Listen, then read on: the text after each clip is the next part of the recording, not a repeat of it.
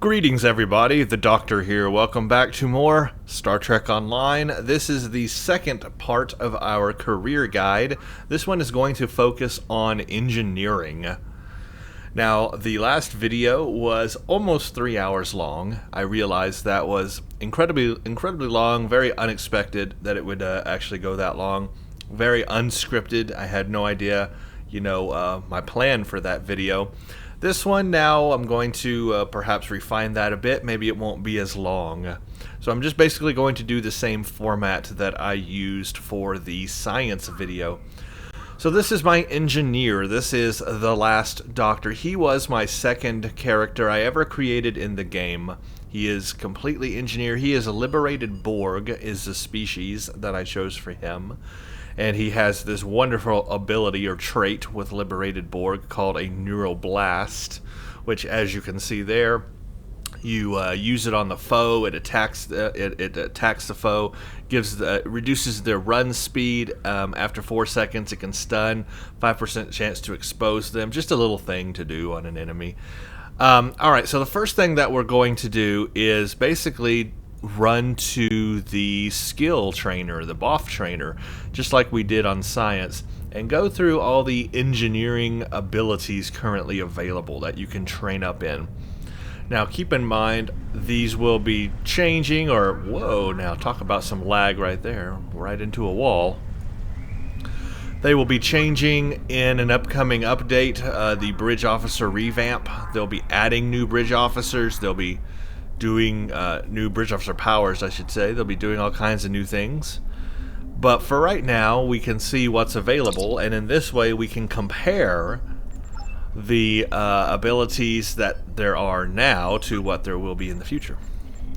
So let's do engineering space first. Let's start with space and then we'll do ground. And before I do that, I'm actually going to turn down the background, the ambient volume a bit there. That should help us, because I realized in the last video that was actually really loud. Okay, here we go. So these are the powers available. That, of course, through the bridge officer trainer, there are more powers available because you can have people train you up in tier 3 abilities. Of course, you can also search the exchange for bridge officers to train up abilities for yourself or for your bridge officers. Okay, so the engineering, I have stated in the intro video, I believe engineering character is probably the most versatile character in the game. It allows you to be an offensive player. It allows you to be a support role. It allows you to create a character in so many different ways. And so I believe if you are new to the game and you know nothing about Star Trek Online and you're just learning the game, I highly suggest starting with an engineering character because they are the easiest to get going. They are also very, just like I said, versatile. And they do have fun kit abilities. There are some powers that are just really fun to use, right? Okay, in space, one thing that the engineer is known for are these emergency power 2 powers or abilities. There are emergency power to auxiliary, emergency power to engine, shields, and weapons. And what this is just a buff that increases your power level for that subsystem. Now this can be important because let's say you were a science officer, like we just did on the science stuff. You would want an ability that increases your auxiliary power. So an engineer can train in this ability right here called emergency power to auxiliary. It's basically, these are like batteries, but they're built-in batteries and they don't run out. You just have to wait for the cooldown on the timer. But they're like batteries, except they're not consumable. Emergency power to auxiliary directs emergency battery power to the auxiliary systems for a short duration. So let's say you're a science character again, and you have an engineering bridge officer, of course, on your science ship. Well, if you train up that bridge officer in emergency power to auxiliary, or one of his powers is that, then on your ship you will have that button called emergency power to auxiliary. You can hit it right before you need to use any sciencey powers that use auxiliary power, and bam, you'll have more auxiliary power and thus a more powerful science power. So emergency power to auxiliary is good for abilities that use auxiliary power. Of course, you can also use it on an engineering captain if you are using abilities, again, that benefit from auxiliary power. And one thing on an engineer that really benefits from auxiliary power is going to be hangar bays. If you have a ship and you're lucky to have 1 or 2 hangar bays on it, and you are flying those hangar bays, auxiliary power will make your hangars, or your what people will just call pets in the game, much more powerful. So auxiliary power does affect those too. Another thing is emergency power to engines. Basically, just like it says, it directs that more power basically to the impulse engines. Now what that's going to do is give you more flight speed, so you are able to move faster. And if you combine this in combination with evasive maneuvers on a ship, you can actually maneuver pretty fast. So let's say you have a very slow engineering type ship like a cruiser, or even worse, you have a some kind of capital ship or something that is just really slow turn rate. Putting an emergency power to engines on that ship can really help you turn better, because you can hit that plus evasive maneuvers and you'll be able to turn and move a lot faster. I find that I do like to have emergency power to engines on slow turning ships. It really does help. Of course, emergency power to shields. This is, again, just putting more power into your shields. It provides a shield heal to each facing. So what this does is, this is actually more than just emergency power to shields. This is, oh look, I'm getting another SNR. Didn't this just happen? I can't believe that. Now what a coincidence is that? That happened in both. That happened in the science video I just recorded, and now it has happened in the engineering video. Craziness. Alright, stand by. And I am back after that disconnect. Wasn't that fun? Not. Okay, emergency power to shields. This is more of a healing type ability that you can use on your ship, and also it does improve the power level when you enable it. So it's kind of a twofer. You get a shield heal, provides a shield heal to each facing, as well as a damage resistance buff, and then more power levels as well. So this is really cool. This is a nice ability. You can put this, of course, on any bridge officer, on any ship. It doesn't matter if you're tactical or science as well, and you will get this nice little shield heal. So this is a good ability to use as well. I don't know if my ship currently has it, but it's a good ability. I like that one. If you want to, if you're curious about which one to use here, that's a good one to use for an engineer. It's also good if you're It's also good if you're a tank. You're trying to tank damage and that sort of thing. Having emergency power to shields, you want that. Alright, emergency power to weapons. I never leave home without this. Every ship that I fly has emergency power to weapons. Just plain and simple. This basically directs emergency power to the weapon systems for a short duration.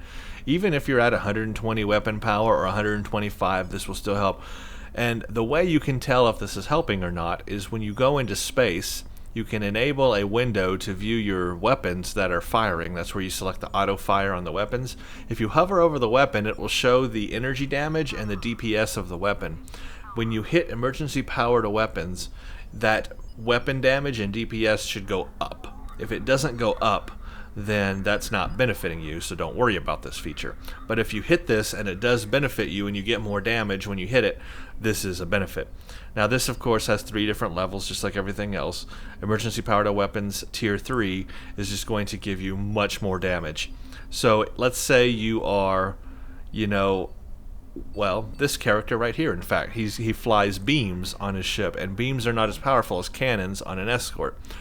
So one way to make up for that is to use emergency power to weapons 3. And in that way, you can hit emergency power to weapons 3, and then bam, all your damage goes up on your beam weapons, and you're instantly doing more damage for that duration. So every ship I have, I at least have emergency power to weapons 1. But on this ship particular, on this character, I do have emergency power to weapons 3 because he is all beams. So that is a useful feature. Okay, Engineering Team 1. Just like there is Science Team 1, as we talked about before, which basically heals your shields and does cleanses your ship of science debuffs. Engineering Team also is a similar effect, except this is to your hull instead of your shields. This is Engineering Team delivers a good instant hull heal. It also instantly repairs subsystem damage and engineering debuffs for the duration. So just like how Science Team removes those science debuffs, if any enemy has engineering debuffed you on your ship, this will remove that debuff from your ship. It can also help with subsystems that have gone offline and that sort of thing. So Engineering Team, very useful. Again, it's something I have on every ship, even if it's just Engineering Team 1. I definitely have it on every ship. So these are the ensign powers, these emergency 2 powers. That's what really engineers are known for. And you can apply these things on your ally as well. So let's say you're in a team or whatever, you can shoot somebody these, well, you can't shoot the emergency power to engines. You can't shoot them that, no, you can't shoot them that, so I take that back. You can shoot them Engineering Team and I think auxiliary power. I know Engineering Team will work on ally, and I think auxiliary power will. Okay, now obviously, in combination with that, engineers are also known for, battery power or using batteries and increasing the effectiveness of batteries. Now, if you're that kind of player, then an engineering character could do really well for that sort of thing. Auxiliary battery, for example. I don't use these abilities. In fact, I've never used these abilities, but I do know what they do. So this one is auxiliary power. Auxiliary power to the emergency battery diverts your auxiliary power through the battery to boost your weapon, shield, and engine power levels. A lot of people do use these abilities. There's to do different things. I just never have really done that. I don't use batteries, so kind of not my thing. But it could be yours. Everybody's different. Auxiliary to dampeners. This takes auxiliary power and redirects it to provide significant kinetic damage resistance, movement turn and speed improvement, and immunity to repel and disable effects. So that's a good tanking ability as well. Auxiliary to structural. I do use this one often. This is an auxiliary power to the structural integrity field. It delivers an instant hull heal while providing good damage resistance over the duration. It increases in effectiveness based on current auxiliary power level. So you see these things, some of these things do, even on engineering side, require or benefit from auxiliary power. So if you had an ability like emergency power to auxiliary, that would really help these abilities. Boarding party. Auxiliary power also helps boarding party as well. This is a unique feature engineers have. It launches up to 3 assault shuttles at the target. The shuttles can be destroyed by foes. If they arrive safely, they can cause damage to the ship's crew and subsystem. They can kill enemy crewmen, disable the ship's subsystems, and increase the recharge time of enemy bridge officer abilities. Each shuttle launched removes 10 crew from your ship, who will attempt to beam back upon completing their mission. So there's boarding party 1, 2, and 3. Again, the effectiveness on this, I believe auxiliary power will help this. Obviously, boarding party 3 will be even better. And I see this used from time to time. It used to be used a lot more in the past, maybe not so much now, but it's an ability. It's a cool ability that engineers have. But it's a little slow because it takes time for the boarding party to get to the other ship, and by that time, the other ship could destroy that boarding party. So keep that in mind, and then it's completely useless, right? So there's a time factor there. If you can get them into the ship quickly, it's useful, but if not, then you're just wasting time. Directed energy modulation. This is a very, very nice ability that engineers have. Quite simply, it cycles the frequency of your energy weapons, resulting in increased shield penetration.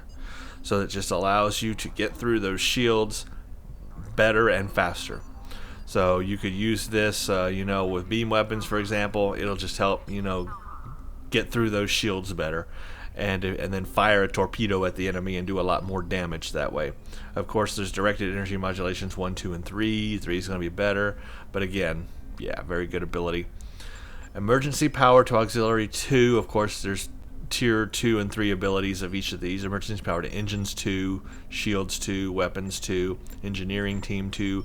Extend shields. This one is kind of interesting as well.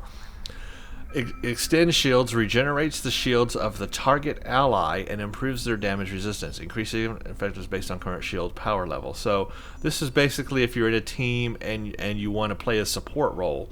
This is one of those things where, again, depends how you want to play the character, but if you don't want to be so offensive but you want to be more of a support role as an engineer, well, here's that ability. Here's an ability that allows you to play that support role.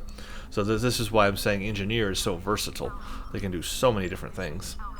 Reverse shield polarity. I like this one personally. This one's kind of fun. Reverse shield polarity converts some incoming energy damage into additional shield health. The polarity shift also makes you immune to teleportation. So basically, when you enable this, all shield facings, when they receive damage, will instantly heal that shield facing. So what happens is, if let's say your shields are down or gone, well, enable this, and then all the enemy has to do is fire on you, and bam, your shields are instantly back to max. And it does that on all facing, and it keeps it up on all facings. I have found reverse shield polarity to be very useful on an escort. And the reason why is because escort shields can go down pretty fast, and you want to fly into an enemy and do a lot of damage.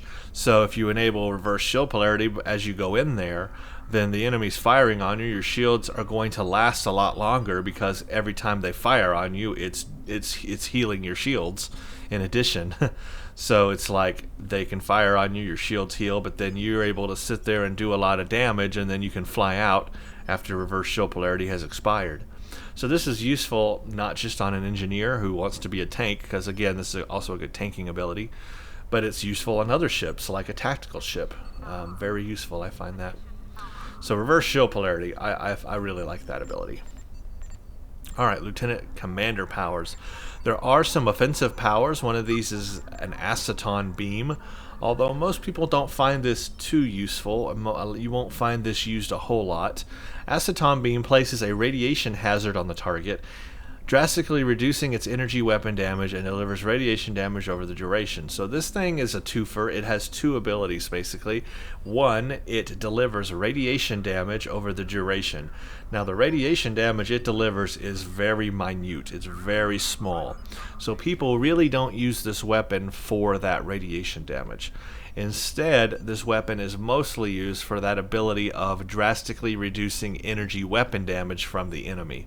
So if you use this on an enemy, it reduces their energy weapon damage. This is a debuff to them. Reduces their energy weapon damage. That can be useful on an enemy who's very powerful. And if you fire this on them, then their energy weapon damage is reduced, so when they fire on you, it's not as powerful. So that's why this weapon is useful, basically for that ability. I wouldn't use it for the radiation damage ability. It just doesn't do a lot. But still, it's there. It's a thing. So aceton beam. Alright. Auxiliary to battery 2, of course. Auxiliary to dampeners 2. Auxiliary to structural 2. Boarding party 2. Directed energy modulation 2. And another fun ability of engineers, eject warp plasma. Eject warp plasma creates a cloud of plasma gas in a large area behind your starships. Ships passing into the plasma cloud have their turn rate and impulse speed reduced and receive a plasma fire damage. The plasma damage completely bypasses shields, and the damage and debuff effect will linger even after the target leaves the cloud. Any cloaked ships in the plasma will be revealed. So this is a fun ability to use. You can slow your enemy down. You can do that plasma damage to them. This is a really, really neat ability. Of course, it goes up to Warp Plasma Tier 3, of course. Very cool ability. I see this used a lot. If you're an engineer, you have to try it at least once because it's just fun. It's a fun ability to use. Extend shields 2, of course, and reverse shield polarity. And then, of course, there's Aceton Beam 2, Eject Warp Plasma 2, and there are Tier 3 powers as an engineer. Remember, you can train your bridge officers from your own captain, or you can have other people train you up if they have those things trainable. Let me see what I have trainable because I'm not even sure. So I can train on Engineering Space. I can train Emergency Power to Shields 3 and emergency power to weapons 3. That's very beneficial. I think I, in fact, did train one of my bridge officers to emergency power to weapons 3, so he would have that, and directed energy modulations 3, and I got extend shields 3. So that's what I'm capable of doing, and of course all of that is based off of where you've put skill points in, because remember, it's the skill points in your skill tree that determine what powers you can level up in. So if you have a lot of respects, you could, put skill points into things just to get the level 3 power to upgrade a bridge officer, and then respec back into whatever you need if you have a lot of respect points. If you don't have a lot of respect points, obviously you can't do that. Okay, so that is that. Let's talk about the skill tree, and then we'll talk about traits. Let's do that. Skill tree and then traits. Let's get out of this area. All the beeping is kind of loud in here. There we go. We'll come out here to where there's a nice view. Let's do that. That's nice. Okay, the skill tree. So just like we learned on the science career, it's all about the skills, right? It's all about the Skittles. You got to put the Skittles in the right place. Eat the right Skittles, the right colored ones. But yeah, it's all about the Skittles. You got to have the right skills for stuff. So again, you want to go over your powers that you want to, train up on your bridge officers. I was going to stand here, but now it's actually kind of loud here too. There we go. There's like some kind of communications that was like really loud there. And there too. Can't get away from it.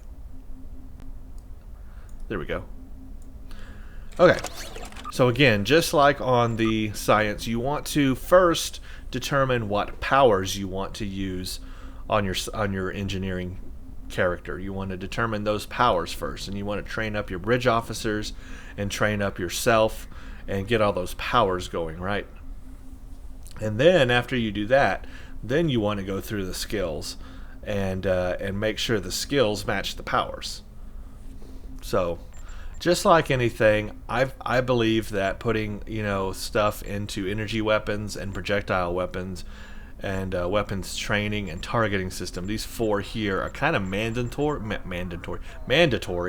on pretty much every ship that I use. I put that there because, why wouldn't you want to have good accuracy? Why wouldn't you want your projectile weapons to be good, and your energy weapons and the weapons training?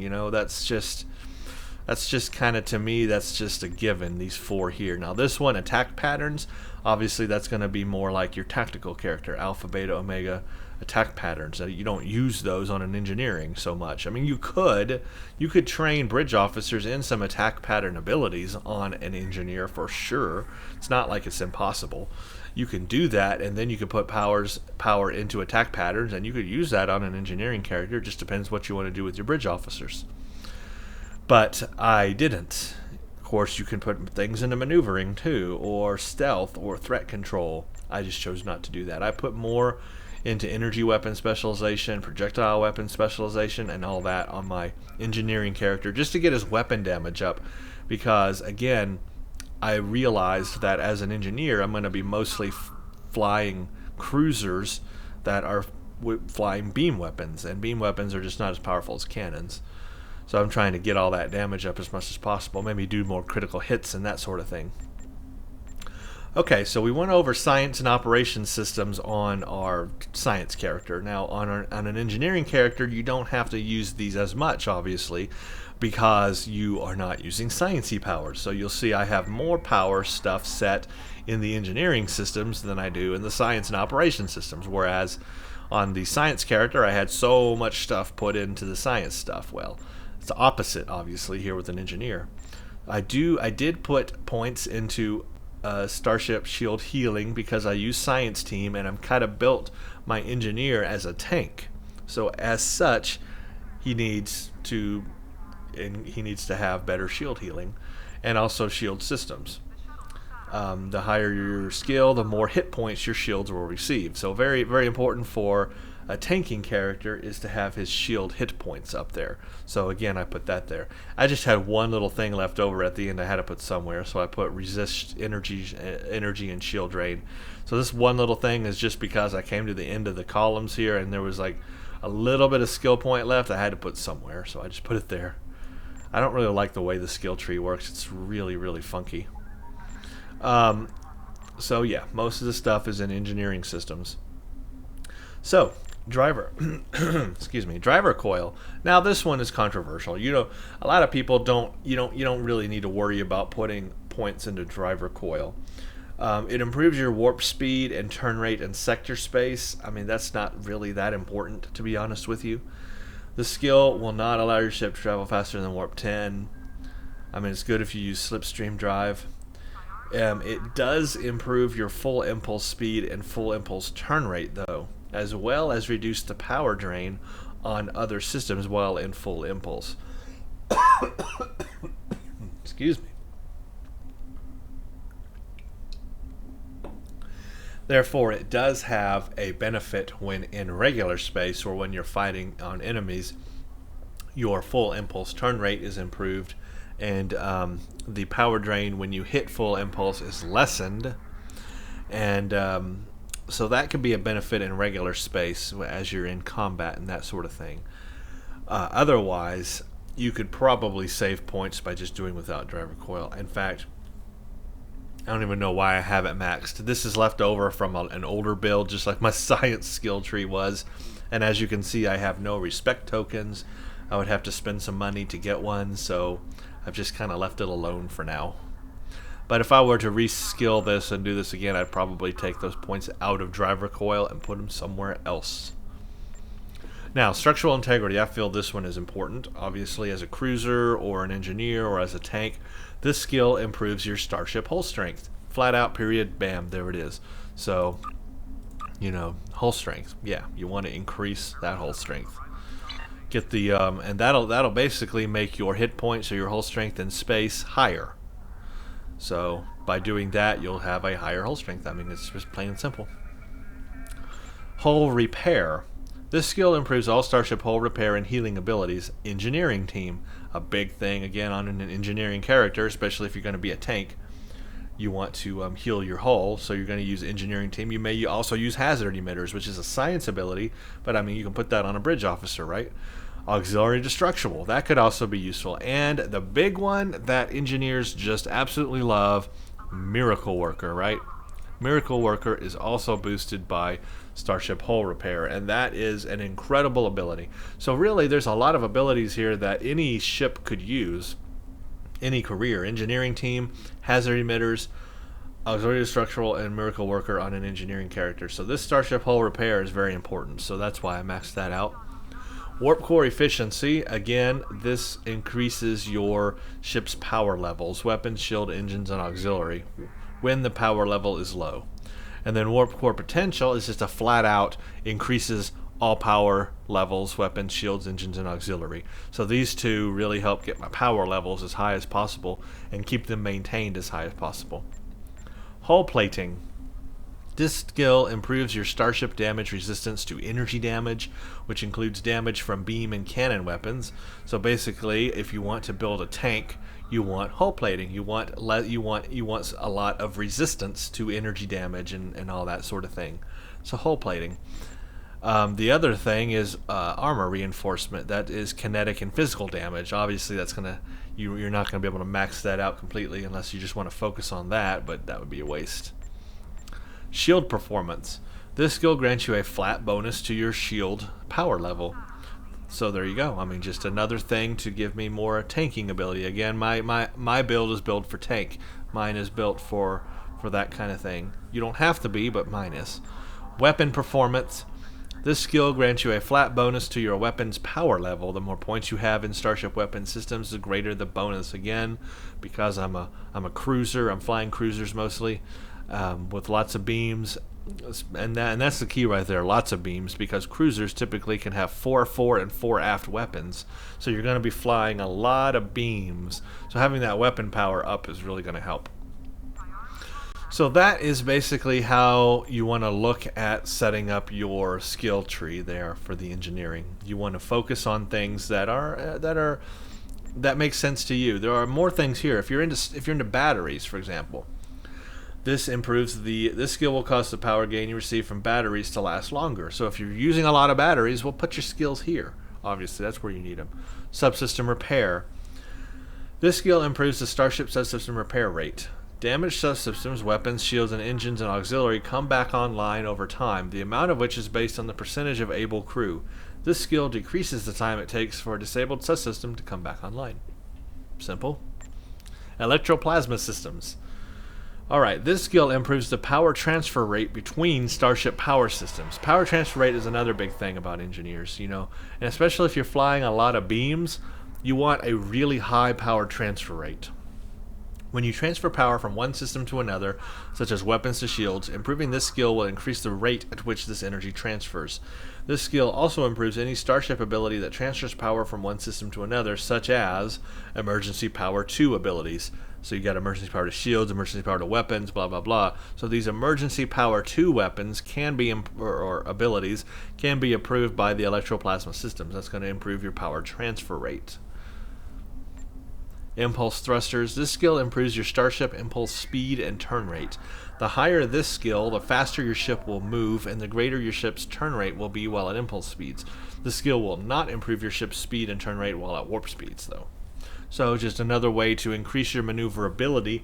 Let's say you're in a very slow turning ship, a Galaxy D, the Enterprise D, Galaxy class or whatever, a very slow turning ship, or a Galaxy X or any other ship or whatever that's just slow turning. This can help you turn better, but obviously you're going to have to put skill points in there and take them out of somewhere else. Engine performance.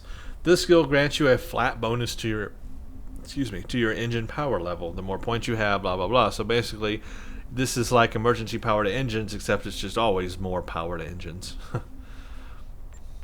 And auxiliary performance. This skill grants you a flat bonus to auxiliary power level. So this is important, obviously, on a science character, as we talked about, but on an engineering, it can help in those abilities that use, auxiliary power or emergency power to auxiliary power itself. So even though this is not a science career or science class, that auxiliary power can be useful for certain things on an engineering character as well. I don't have any power. I don't worry about auxiliary power, honestly, on my engineering character. But if you really wanted to make a good one and you were utilizing abilities that use these things, obviously auxiliary power is important too. Really, balancing all those powers. It's very difficult in Star Trek Online to balance those powers correctly. So I just always go max power to weapons and forget everything else. Because really it's just all about killing the enemy as fast as possible, right? So that's how I play. Now, just like anything, if you can take any of your abilities that you might have trained up somewhere, like emergency power to shields 1 or 3, and then highlight that, and it shows you what would benefit that. So it's highlighting starship shield emitters here for that. It's also highlighting electroplasma systems, which again is the power transfer rate that we just talked about. So if I really wanted to beef up emergency power to shields, I would put skill into that. But anything, reverse shield polarity, that's going to be shield emitters.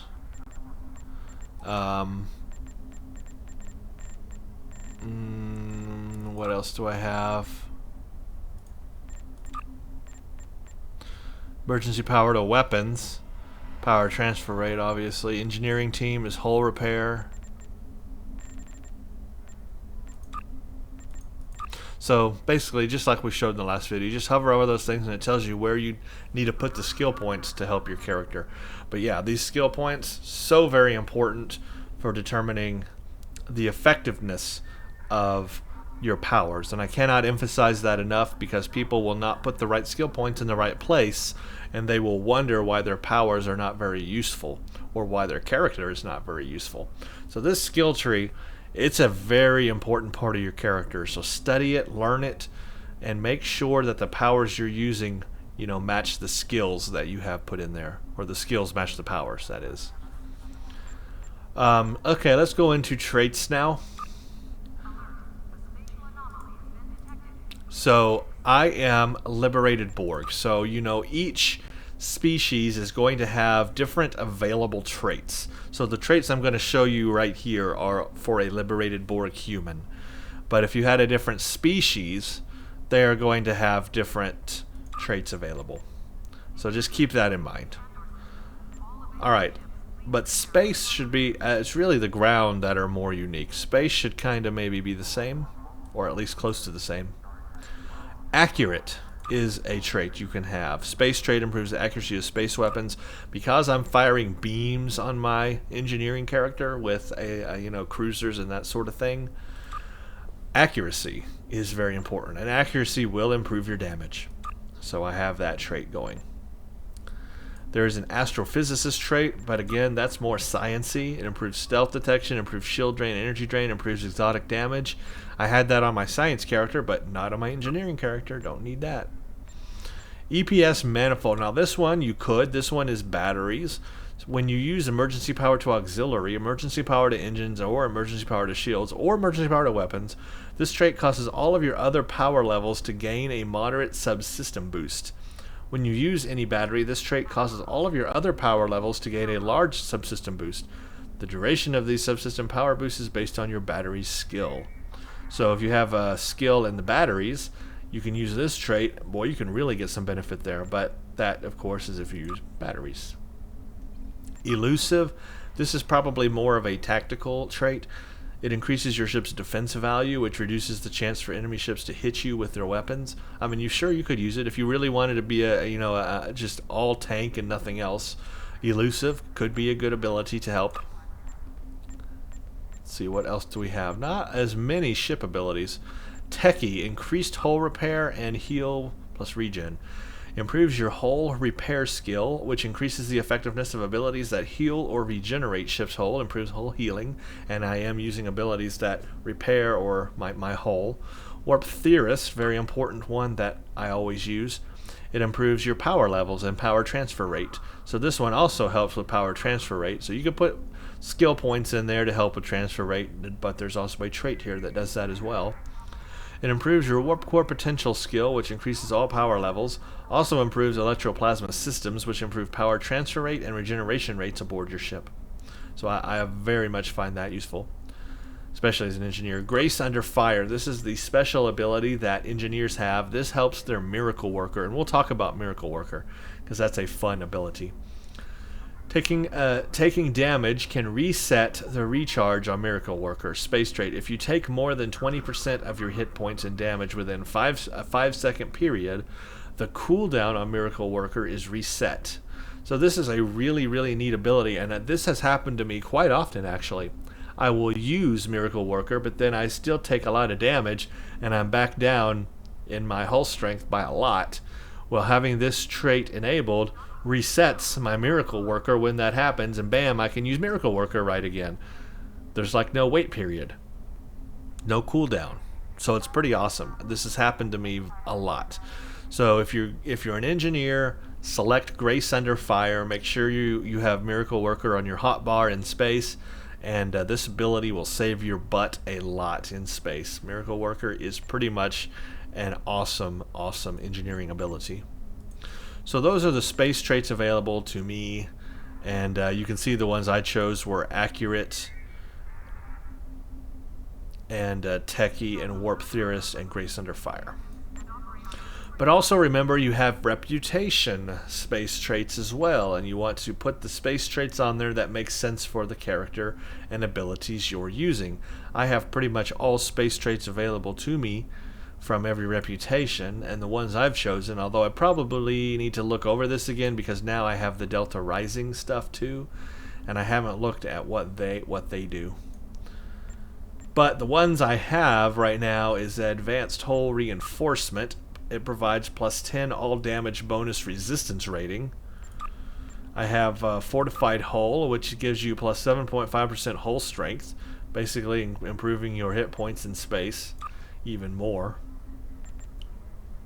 Enhanced Shield Systems gives me a higher shield capacity in space. And the last one is the Nucaro one. Auxiliary power configuration defense, using auxiliary power to give me, damage resistance and hit points and shield capacity and all that good stuff.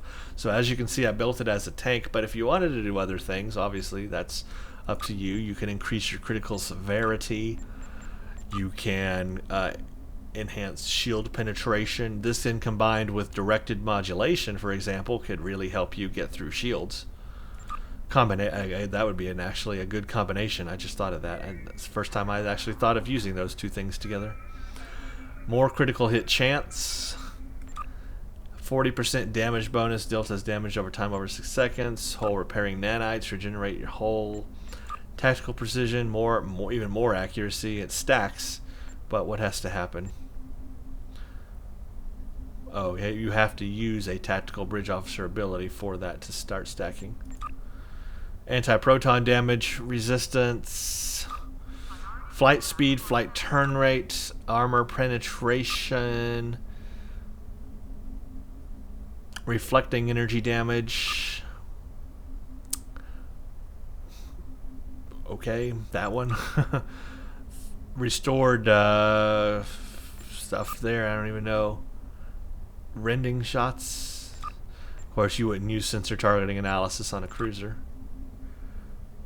Next incoming critical hit will apply 600, which consumes the effect. Okay, see, there's a lot of stuff here. Graviton, amplifier, shield repair, tactical advantage. A ton of stuff here. And to be honest with you, wouldn't it be great if we could have all of these enabled? Remember when Reputations first came out and they enabled you to have all of them enabled? You just got on each tier you had to choose between space or ground, but you were able to have each tier enabled. They removed that after they found out about power creep. But yeah, there's so many reputations now and so many powers available, it's hard to figure out what to use because there's so many good ones. And it really sucks that we can't have all of them enabled like we used to. I really wish we could, or at least give us more slots. 1, 2, 3, 4 is not enough. Boost us up to 6, I say. I think that's the sweet spot, in my opinion, is 6. I'm going to stick with that. Hopefully Cryptic will hear me and do it, right? Of course, your active reputation, make sure you have whatever space powers you have for active reputation going as well. Oh, this is neat. Adds a ground ability. I didn't have that now. Biomolecular shield generator. Oh, I have that too for space. Yeah, okay. So those are the traits. Obviously, you want to, work on that. Make sure you have all your personal traits and space reputation, and then we'll get to ground reputation set as well. All that's important. It'll make or break your character. Set all that stuff right, and you will have a good character. It's all very important. Specializations also introduced with Delta Rising, obviously. These will enable once you get above level 50, you get 1 point for each level until you get to 60, and then you still get points for them. I went ahead and just put everything into Intelligence Officer when I first did this. All Tier 1 is updated.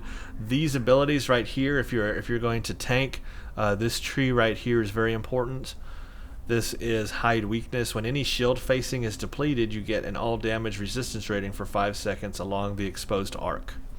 And it goes on, there's a Tier 2 ability and a Tier 3 ability. So it goes all the way up to a plus 50 all damage resistance rating per facing when that goes offline on that facing. So if you want to tank, this tree right here is so very important. This here also is a shield regeneration. It's very minor though, so you really don't notice this, but it's just an extra thing you can add on. This is all ground here. This one I think is space. No, that's ground. Take it back. So this is all ground. This is space. This is the one you want to focus on. Obviously, there's even more abilities as you go on to tier 2, 3, and 4. Don't forget to skill up in these. If you want to do more ground stuff, put stuff in commando. You want to do more space stuff, put stuff into pilot. I mean, this would also help an engineering character. I mean, all these things here would help. Eat My Dust. When damaged on your rear arc, you gain a plus 2% defense. So these things would help any ship really. So pilot if you're interested more in space, commando if you're interested more in ground, but then also this is a good space ability to have, and then this is a good ground ability to have. So make sure to activate those as you level beyond 50, because that's all very important to your character. One thing I didn't go through in the science video was all the things you get at each level as you level up, because each career, and I didn't make this very clear, each career has unique native abilities to that career. They are called captain abilities that get enabled as you level up in the game, and these unlock at certain levels. So for example, we go through here and we see that at level 4 an engineering character gets this power called reroute power to shields. It's a ground ability, and it's right here. It's called reroute power to shields, but it's innate or native to that career type, and each career has a specific power that unlocks at different levels on ground and space. So the tactical gets target optics, and the science gets tricorder scan is unlocked at level 4. But the ground ability for engineer is reroute power to shields. We'll talk about that when we get to ground. But these are important. When you get to 7, you get your space ability. Engineering, you get rotate shield frequency. But you have to remember to put these powers on your hotbar. So while these powers are unlocked, you don't automatically get to use them. You have to hit P while you're in space, or ground or whatever, and make sure you add these powers to your hotbar.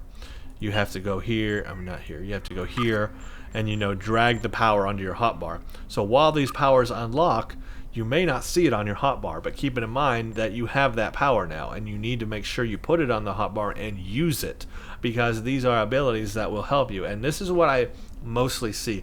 I have been watching lately a lot of other people play through Star Trek Online or do Let's Play series on Star Trek Online, and one common theme I am finding for new players is they don't realize that these things are unlocking and that it's an actual button push power that you need to drag onto your hotbar and then that you can use. What'll pop up in the game is it'll tell you you've unlocked your lieutenant space ability, or whatever. A new space ability level 2 is unlocked or whatever. It'll tell you that. It'll flash up on the screen, but people don't know what that means. They don't know that that's an actual power that you bring up, put into your hotbar, and actually use. A clickable power, a new power you have. They think it's maybe just a passive or something that will enable by itself. No, these are not passive powers. These are actual abilities you have and you get through the game that you have to actually put on your hotbar to use, and you actually have to click them. It's a manual ability you need to click to use.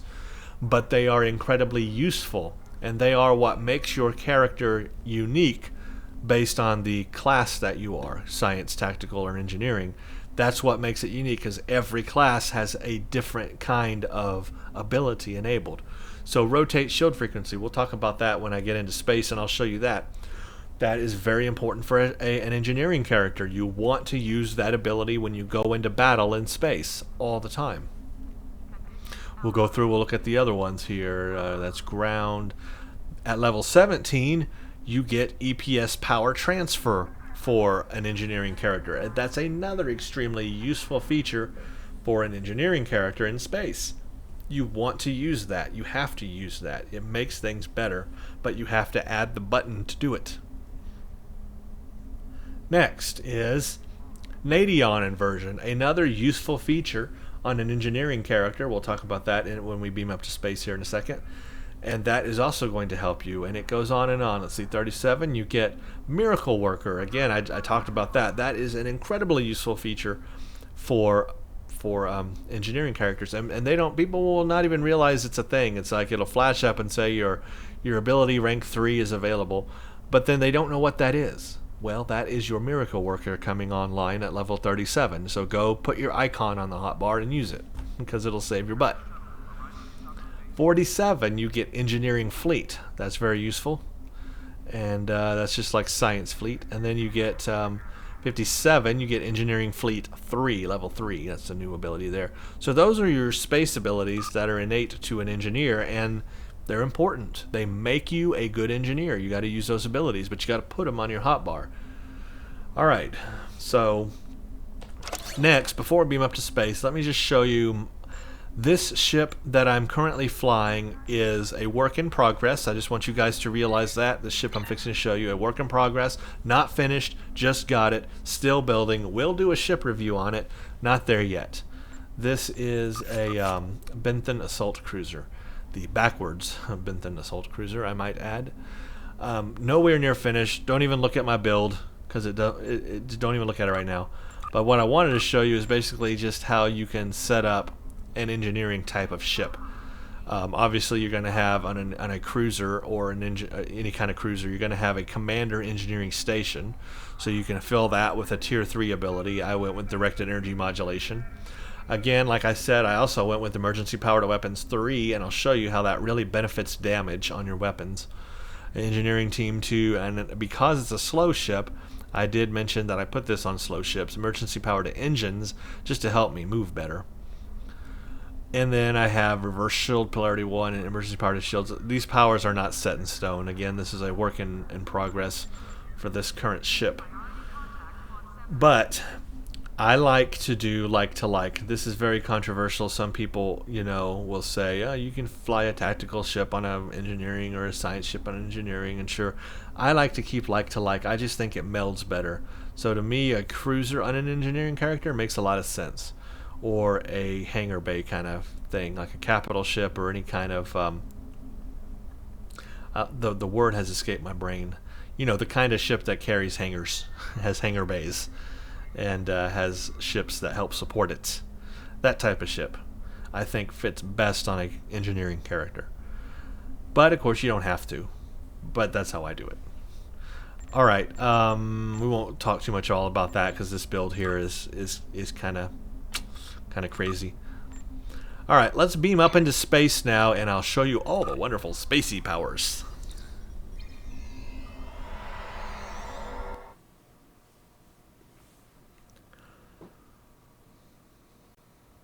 We'll talk about first the innate ones, the ones that you get when you level up or start leveling up as an engineering character, because those are important to you. So the first one that I mentioned is level 7. You get rotate shield frequency engineering. That's where's my rotate? Right here. This is rotate shield frequency, and of course I have level 3 because I'm level 60. But this gives you a large shield damage resistance and a small shield regen. Target self, it gives you shield regeneration for 30 seconds for each facing and reduces damage to shields by almost 40% for 30 seconds. So you hit that and then go into battle. So that becomes available at level 7. That's just going to give you some energy damage resistance to your ship, because it reduces damage to shields, basically. So you're going to have some shield resistance there. That's going to help you on the lower levels for sure. And it's also going to give you shield regeneration. Basically, your shields are going to regenerate a little faster. So as you're a new player to the game, a low level, this is an ability that will really help you in space battle. Especially on a slower moving cruiser, which doesn't turn as fast. You're going to be sitting there taking more damage, so that's why this ability exists. But remember, just to put it there on your hotbar, you're going to get it at level 7. You want to use it. You need it. Alright, next will be at level 17 is the EPS power transfer, and that's this thingy here. Of course, I have level 3 because I'm at level 60. But it says here it does a plus 26.2 all power setting for 30 seconds and increases your power transfer rate over 150%. So that power transfer rate, remember, is very important for those emergency power 2 abilities. But also this one just flat out gives you more power setting. So as an engineer, if let's say you don't have a red matter capacitor because you didn't get that, whatever game collection that came with, but you're an engineer, this makes up for that. Look at my power levels right now. 125, 89, 51, 62. Watch what happens when I hit this. It goes up to 117, 77, 88. And of course, if I was able to go over 125, it would. And that's the effect it has, those little dots. But how awesome is that? Instantly, all your power levels are just higher. A lot higher. Making a significant difference in your ship performance. My shield is higher, my engine, I'm going to move faster, and my auxiliary is higher.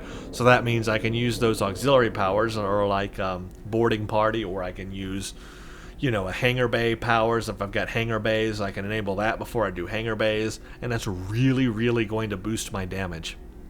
It's also going to boost my energy weapon damage too. So EPS, yeah, useful on an engineering character. And you get that at level 17. You just have to remember to put that on there. That's going to help you in space a lot. You can also apply it on other people, and I can't show you it now because it's on cooldown, but like if I selected this guy here and I hit the button, it would shoot a beam over to him and it would give him all the same benefits I just had. I wouldn't have them at that time, he would, but he would get those benefits too, or get those benefits. So this, you can help a friend, an ally, with that ability. You can give them more power levels. How awesome is that? So there's another support role feature if you wanted to be a support, is you can support your friends by boosting their power levels. So much noise around here. It's loud. Crazy loud. Let's move away. Let's move away so I can talk. It's so loud around that area. Okay. So as you saw, I just used emergency power to engines. That just helped me move faster, give me plus 40 flight speed, more turn rate, and engine power. I use that to move very slow ships. That in combination with evasive maneuvers, I can maneuver very fast on a slow ship. Okay, your next inherent power is, I believe it was Nadion inversion, but let's make sure. 27, yep, Nadion inversion. That's this ability right here. This is a resistance rating to power system drain. So think of this like your weapon system efficiency, which I guess the Benthen doesn't have. Yeah, it does. Weapon system efficiency. I just don't have the icons on there. Okay. So it's kind of like this ability, weapon system efficiency on cruisers. Weapon power cost for yourself and allies, a negative 25% weapon power cost. Well, it's kind of like that. It gives you resistance to power drain. So what this is really going to help for is if you have a ship like this with a lot of beams on it, your beams will drain your energy power like a lot. But if you hit this Nadion inversion, what'll end up happening is the power drain isn't so bad. So yeah, your power levels will still go down as you're firing, but they won't go down as much. So use this for sure if you're going to be firing, especially like fire at will. Using fire at will, a lot of beams at a lot, a lot of beams going at a lot of time there. Using Nadion inversion is going to help you because you're going to be able to do more damage per beam because your power is not going to go down as far. So if you boost power levels and then do Nadion inversion, you're getting the best of both worlds there. You're getting high power levels, and then you're getting a resistance to how far they drop, so they're able to stay higher. So that's the combination you always want to use, is EPS and then Nadion inversion and then go into battle, because that's going to give you the most power to your ship. Okay, the next one is Miracle Worker, and this one is the fun one. This is right here. This is a huge, gigantic, large, as it says, hull, shield, and subsystem repair.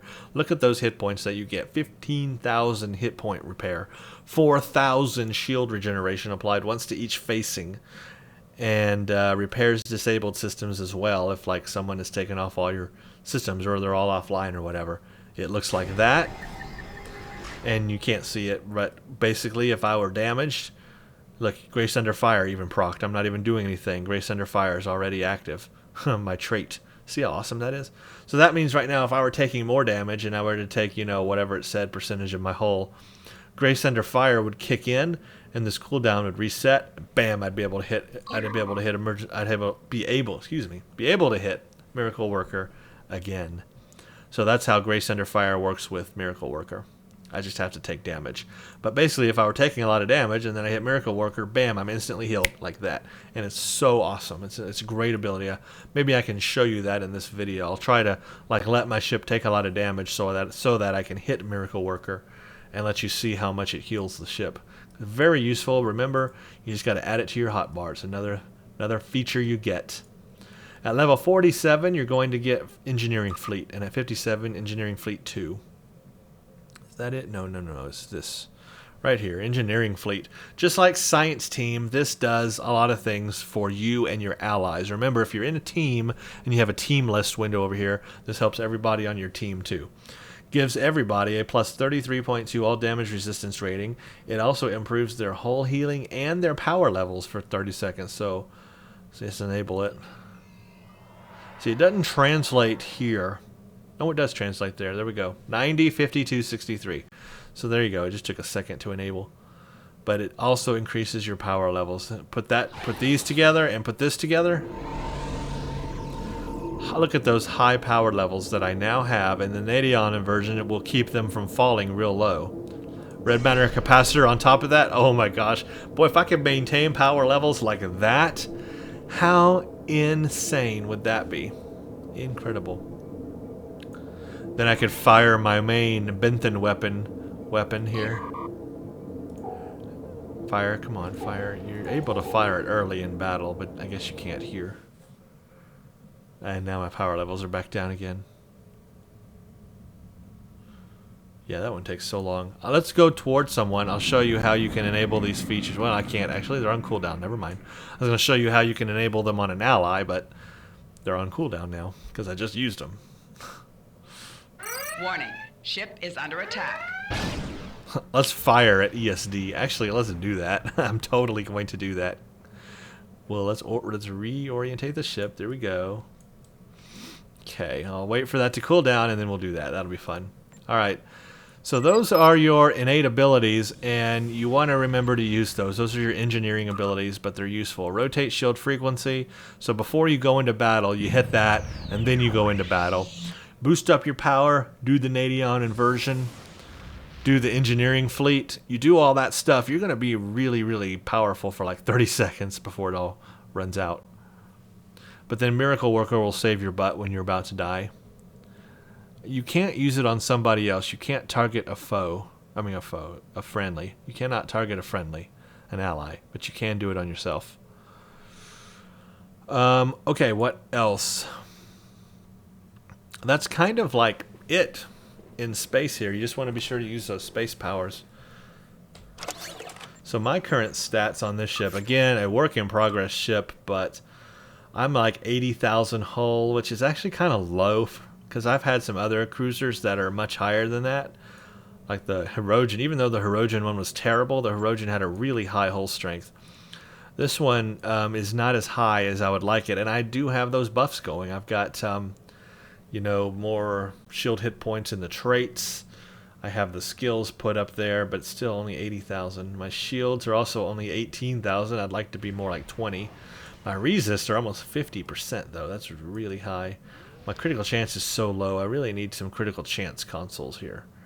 So my chance is so low. My critical severity is high, but my chance is so low. Anyway. Okay, come on. I just want to fire at ESD so bad.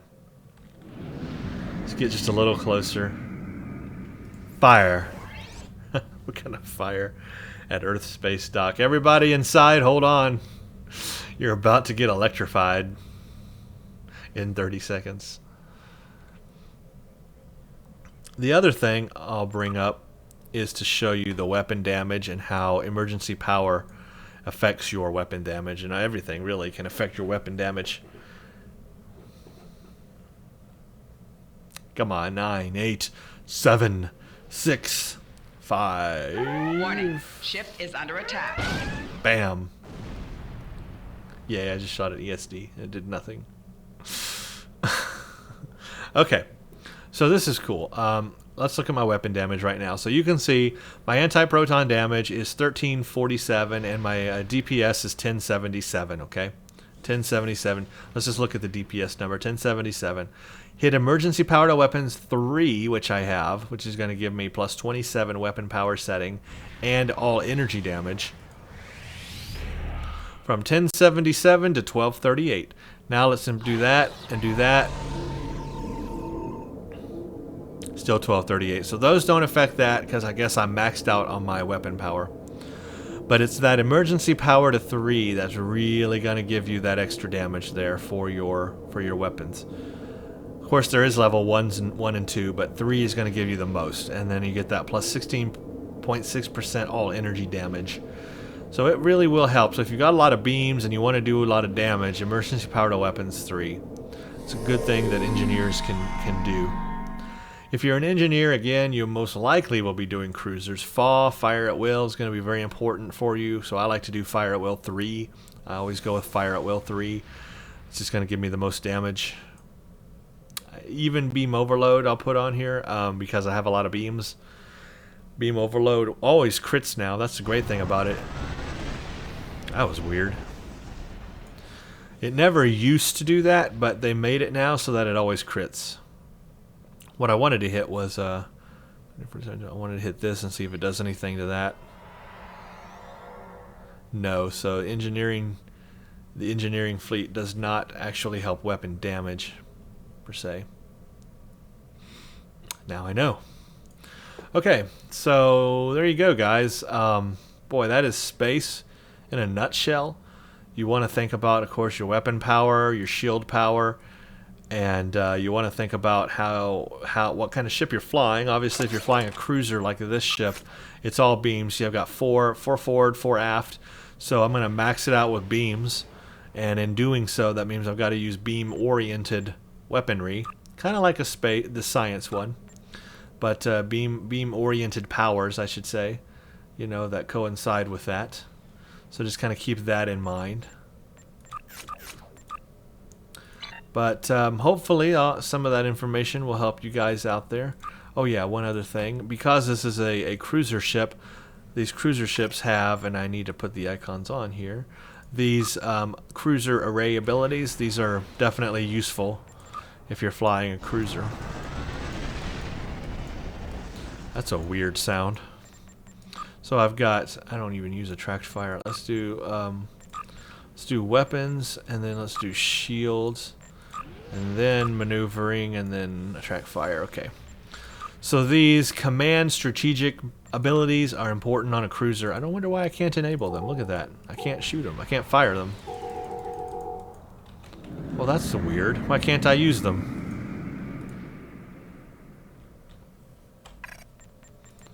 I have them, but I can't use them? What's up with that?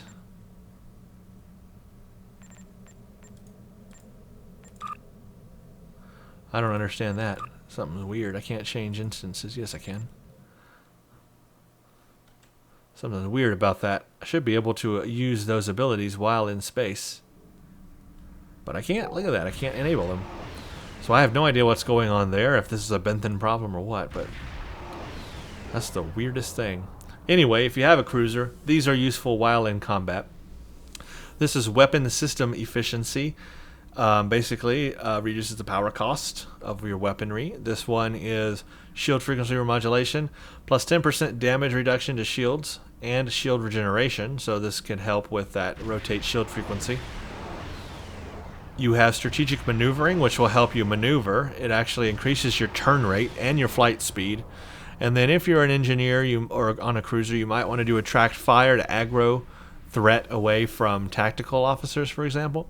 If you want to be that support role again, this would be a good ability to use attract fire. But these abilities are inherent to the ship you're flying, not your class. So these just depend on the type of ship, really. These have nothing to do with the class. Has nothing to do with being an engineer.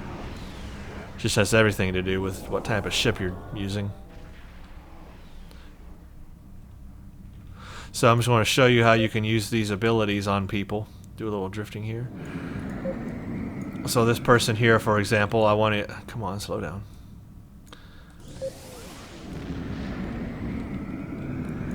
I can do the power transfer rate, the EPS, and now all of his power levels are up. I can do... Can't do rotate shield frequency on him. Cannot do that. Cannot do that. That. Cannot do miracle worker. Doesn't work on him. And can do tactical team on him. Can't do Nadion Virgin. So really, that's all I can do here in this role.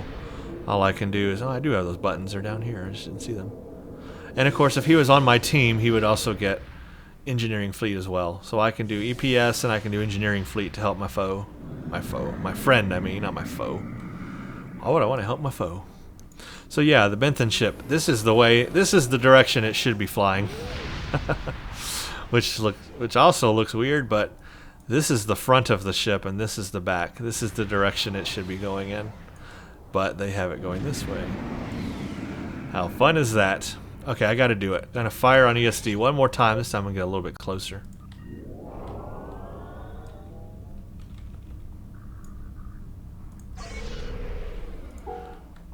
I just have to do it. It's there. It's calling me to do it.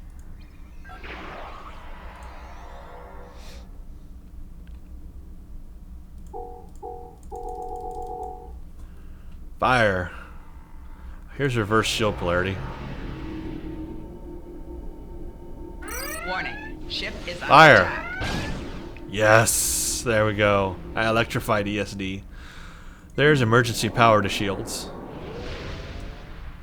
Directed energy modulation.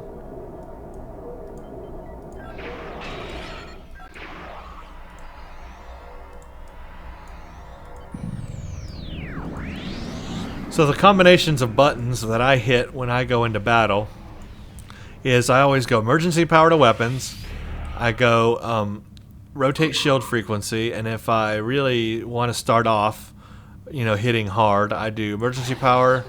I do Nadion and then engineering fleet, and then I can start firing on my enemy finally. Do all that, and you will do a lot of damage, and you can take a lot of damage as well.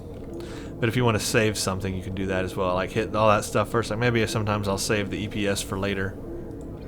Just depends what I'm doing, because there's like a 2-minute cooldown. So that's space, guys. Space on engineering. Hopefully you learned something from that.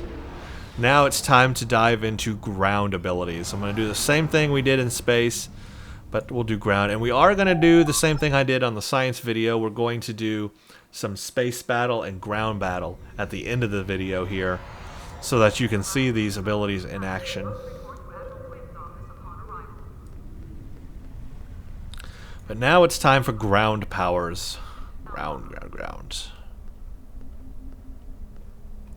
So just like in any other captain, your powers for yourself come from your kit. But the powers you can train to your bridge officers on ground, here, these powers, your away team, come from what I'm fixing to show you.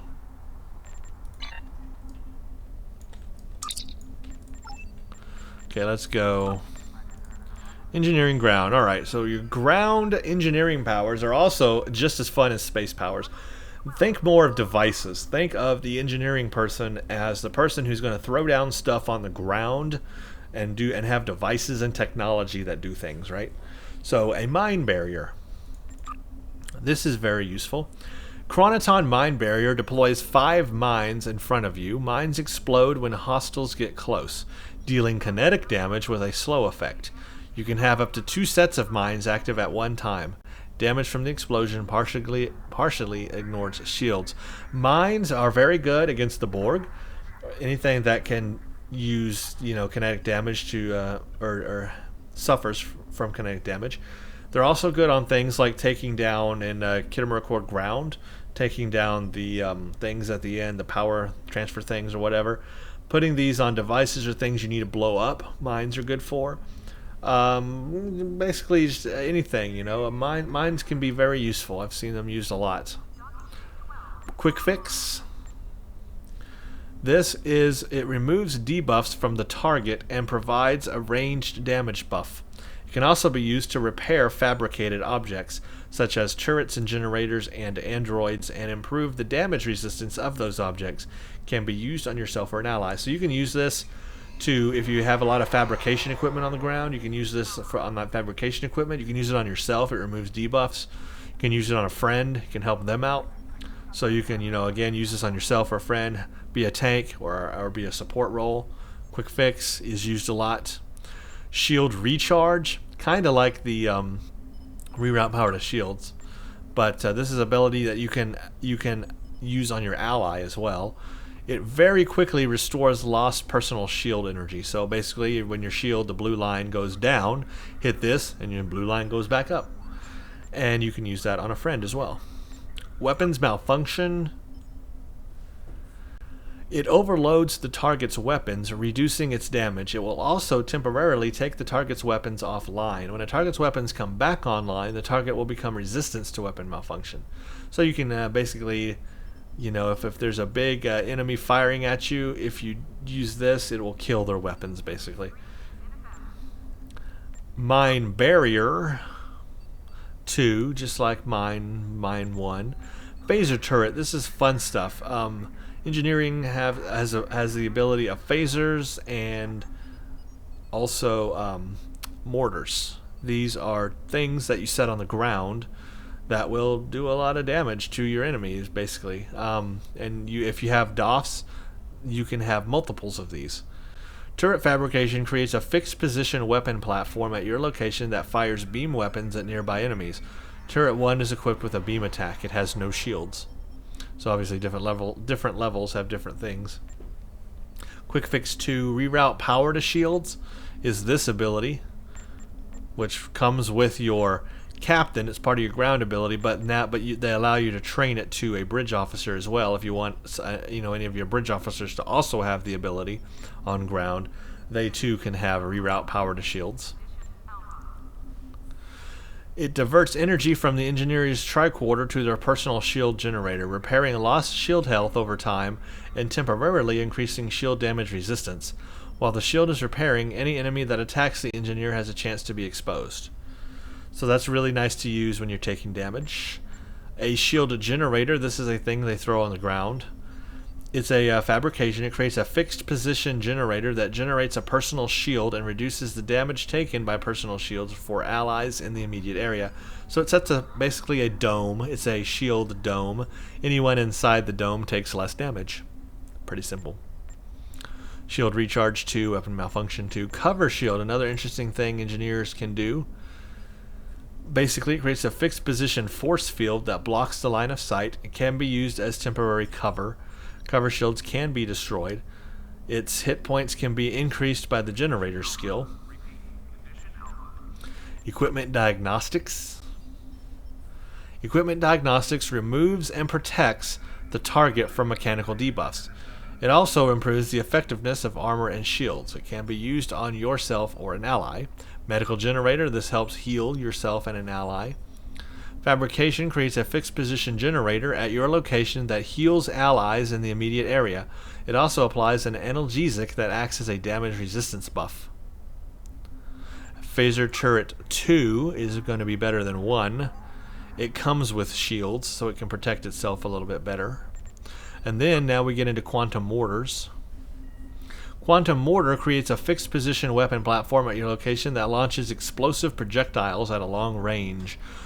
Quantum Mortar 1 has no shields. Damage from the explosion partially ignores shields. So this is a long-range projectile, and it is pretty long range. You can set it pretty far away from the enemy, like set it back away from something so it can't get destroyed, and it'll still fire at the enemy. It'll fire through walls too. So you can put this on ground STFs or whatever behind a wall, and the Borg can't get to it. They can't attack it, but it'll keep firing on them anyway through the wall.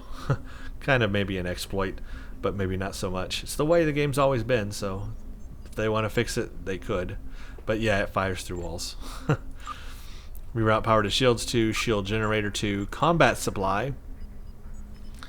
This beams in basically shields, armor, health, damage, whatever. Higher ranks of combat supply have a chance on each tick to create extra buffs. This is Cover Shield 2, Equipment Diagnostics 2, Fuse Armor. Sends an electrical charge to the target, gradually fusing its armor, resulting in slow electrical damage over time and an increasing movement penalty. Slows, then roots, and then holds the target. Electrical damage completely bypasses shields, and the damage over time lasts the entire duration of the fuse armor. It applies resistance to additional movement debuffs once it expires. I've never really used this a lot, but I suppose that could be beneficial. Medical Generator 2, Quantum Mortar 2, and then we come to another fun one, Support Drone Fabrication. fabricates a support drone that will follow and assist you. If you select an ally, another fabricated device like a turret or another drone, or any other ally, the support drone will assist that target. Support drones have advanced sensors and have a bonus to detect cloak or stealthy objects. Support Drone 1 is equipped with a beam attack and equipment diagnostics. It has no shields, but there's Support Drone 1, 2, and 3. So Support Drone is a thing that kind of flies beside you and helps attack the enemy. It's really, really nice to have. I enable that on every ground mission. So those are the ground abilities you can train, and as always, because you are an engineer, if you have ground abilities that you can train, you can train those too. For example, I can train Mine Barrier 3, I can train Cover Shield 2, Phaser Turret 3, which is really nice, Shield Generator 3, and then Support Drone 1. I can actually train Support Drone 1 on any bridge officer so that they will also have a support drone with them on the ground. So that's really nice. So let's go to my ground people. Where's my stations? Here we go. My Liberated Borg always goes on the ground with me. And as you can see, I've put a Turret Fabrication 3 on her. I have also put a Turret Fabrication 2 and 1. So she is throwing out just turrets everywhere. And I like that. It just does more damage on the ground. But then I also gave her a shield recharge so she won't die. But basically, when I'm on the ground with this character, I just got turrets everywhere. And of course I can put down turrets as well because of my kit. And what your powers that you put down on the ground depend, of course, on the kit powers you're using. And that can be anything. You can totally customize kits now, so you can make some really awesome ground kit abilities. But there's other things you can put, all those things there you could put on any of your bridge officers for ground, so you can really, do whatever you want there on ground. Okay. Let's look at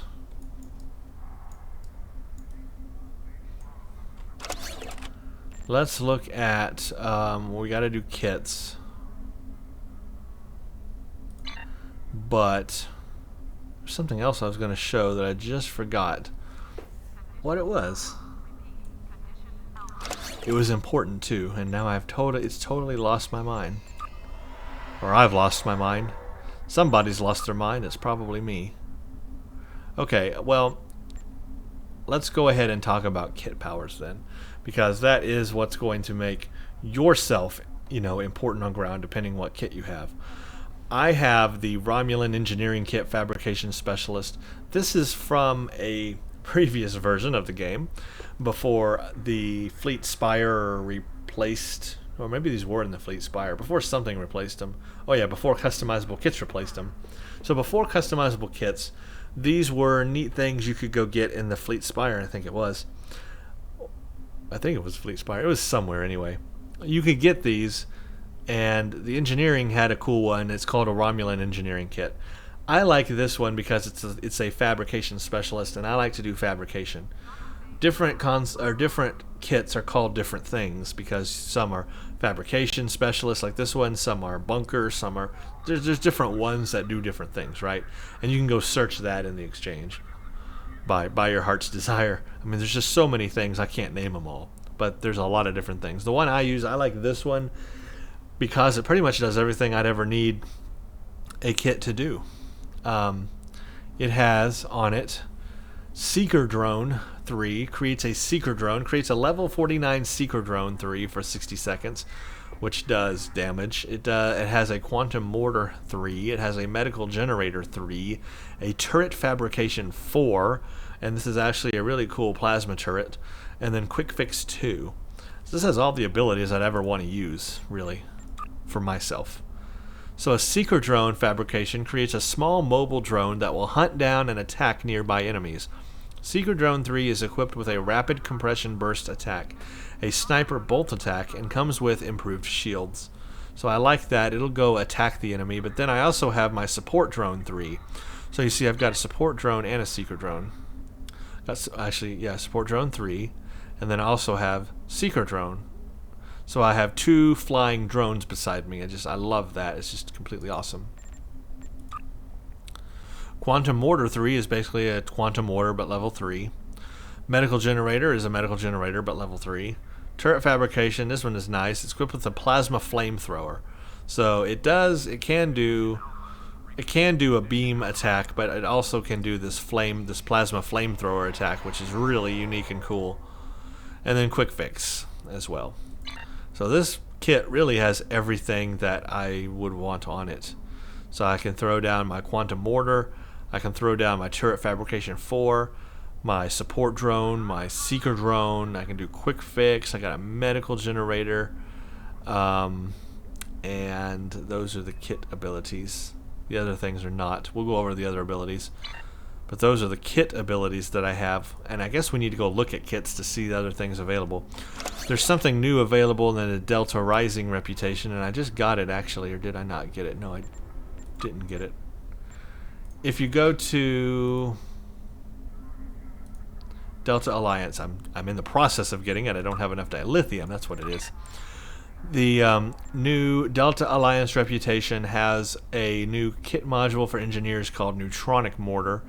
Creates a tier 3 quantum or neutronic mortar. So I am waiting to get that. But of course, to get that, you have to have a customizable kit so you can put it in a kit slot.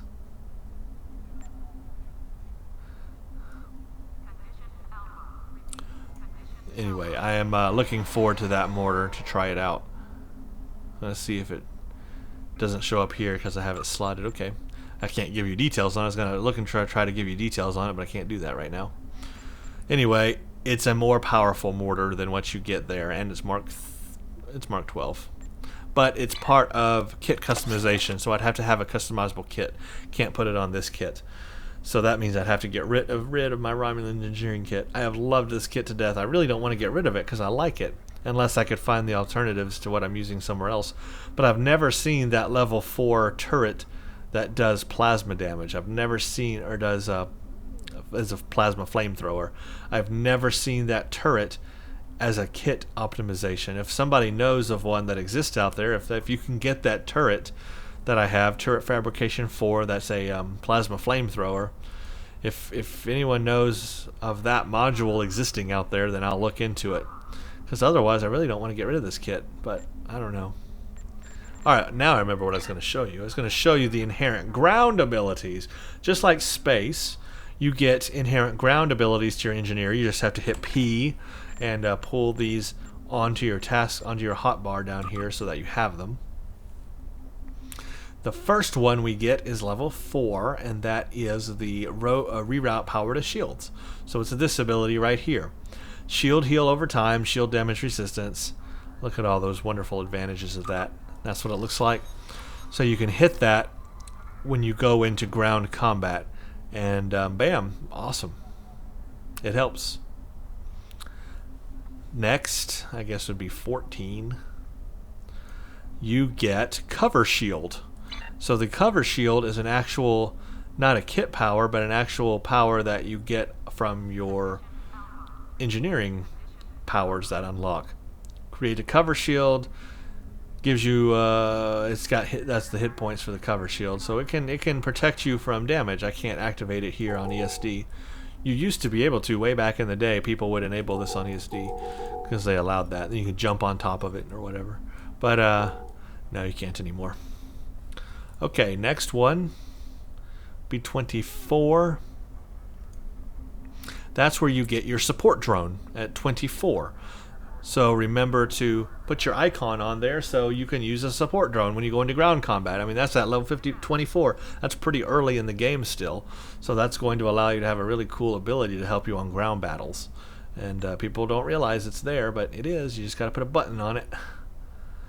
Then you get Orbital Strike. Yes, this is the fun one for ground ability on an engineering character. It calls down a level 61 Orbital Strike near the target's location, which will chase... Well, this is the chasing beam because I have the chaser. But the regular orbital beam, the non-chasing one, is the one that you get.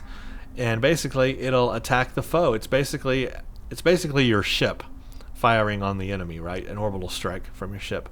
Now, as powerful as that sounds, it's really not that powerful because, I mean, let's think about it. It would if if a beam from your ship were really coming down and attacking your enemy, it would also kill you in the process. The blast would kill you and everything around. It would just make a hole in the ground, right? So yeah, it can't be that powerful, but it still is a nice ability that will help. And if you have the chasing beam version, which is a Voth trait you can get to upgrade the orbital strike, it becomes a chasing beam, and it will chase the foes for 10 seconds, literally. It'll chase them, and it's really cool. I like that. At 44, you get engineering proficiency. So just like you have the science proficiency, you got engineering proficiency. This is going to give you a plus 5.7 shield regeneration and plus 30 all damage resistance. So this will help you resist. Now this is for your team and yourself. So if you're in a team, hit this and that'll definitely help on ground. And now at 50, what do we get at, you can think at 54? Yeah, it just upgrades to level 3. So that's what that looks like. So you want to use that during ground battle as well. There's that quick fix. I can target somebody else and do quick fix as well. So those are those abilities. You just want to make sure you put those on there for your ground abilities. Those are going to be useful. You need to use them, obviously. Now I kind of want to go into the exchange and just see what other kits are available. Kit frames, I guess. Obviously, you can also get a kit frame from one of the reputations. I believe it's Counter Command has a kit frame. Ground gear. It's a kit module. No, you know what it is? It's one of the missions. It is, not that mission. It is one of these missions under, no, not Delta, under Dyson. Is it surface tension? Yes, Counter Command engineering kit. Here you go, from surface tension. There is this Counter Command. So if you want a customizable kit and you want to get one free, you don't want to pay money for it, play this mission called surface tension, and you will have the option to get a Counter Command engineering kit. Mark 11, will times 3. That means it has more. It has willpower. It also does more damage versus Undine, but heck, it's a customizable kit, and it allows 2 mechanic module slots, 1 engineering module, and 2 fabrication slots. So here's a good, nice, free, customizable kit for engineering and science and tactical. You just have to play surface tension. So keep that in mind. If you want a good free kit, surface tension. Otherwise, you can go to the exchange and search for customizable kits as well. Kit frames, as they're called. And kit modules, obviously. We'll just do a little search here. Let's look at... Well, let's look at kit modules. Go to like very rare and see what's available. Combat supply, command. Oh, psionic. Oh, that's not engineering. How do you? I guess. See, we can't separate between engineering, tactical, and science, and that's what I hate. Is we need a subcategory button or something to select between tactical, science, and engineering. They're all mixed up into the same bunch here. Bulwark protection. Is that engineering? Yeah, that's fabrication. That's neat. So front arc damage resistance, cone damage. That's interesting. I don't know what that does. I've never tried that. Creates a forward-facing energy barrier that will blunt incoming damage. By activating the ability a second time, the energy projection may be forcefully ejected into a frontal arc. Hey, okay, I've never tried that, but that's something cool. Bulwark projection. Huh, I'll have to try that sometime.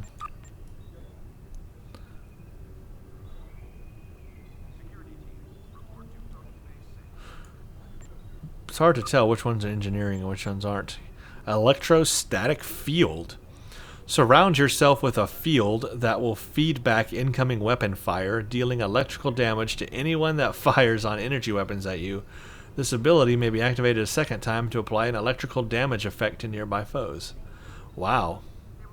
So here's some really cool abilities I didn't even know existed now for the engineer, because they've obviously created new modules for kits. But I haven't looked into all of these yet, so there's some really cool stuff out there, I guess. And I haven't tried it all.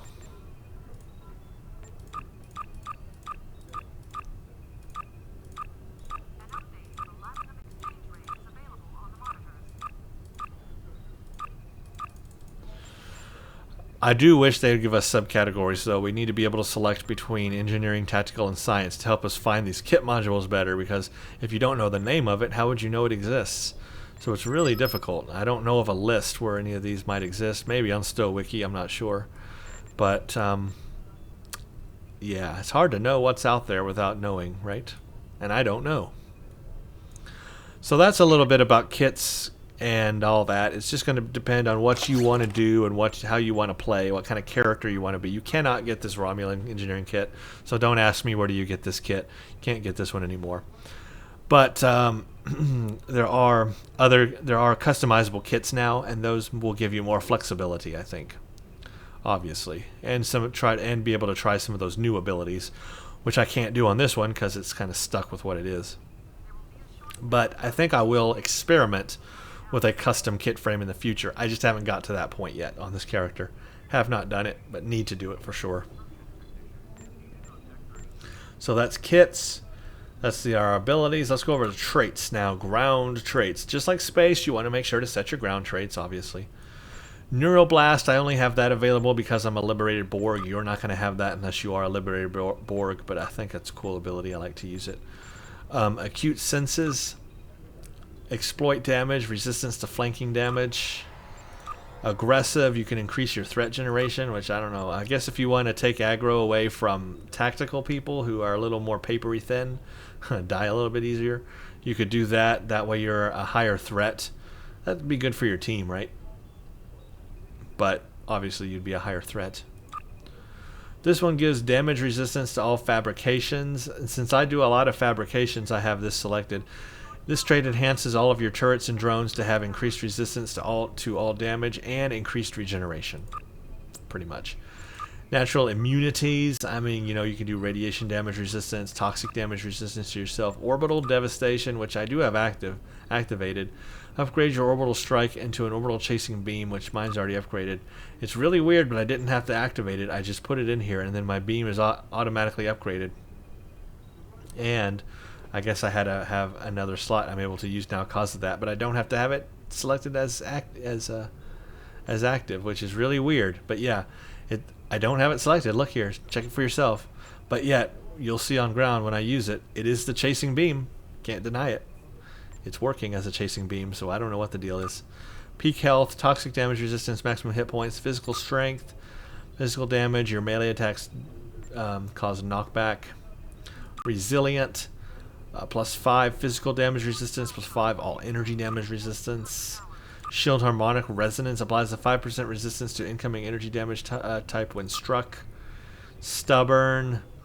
Resistance ratings basically. Sturdy, kinetic, and knockback resistance. Sure-footed, more resistance. And the rest are space. So that's ground. You just got to determine what kind of character you want to be and where you want to put those traits in, but do it. It makes you a really good character. I mean, otherwise you're just not good. You got to have all that stuff in there.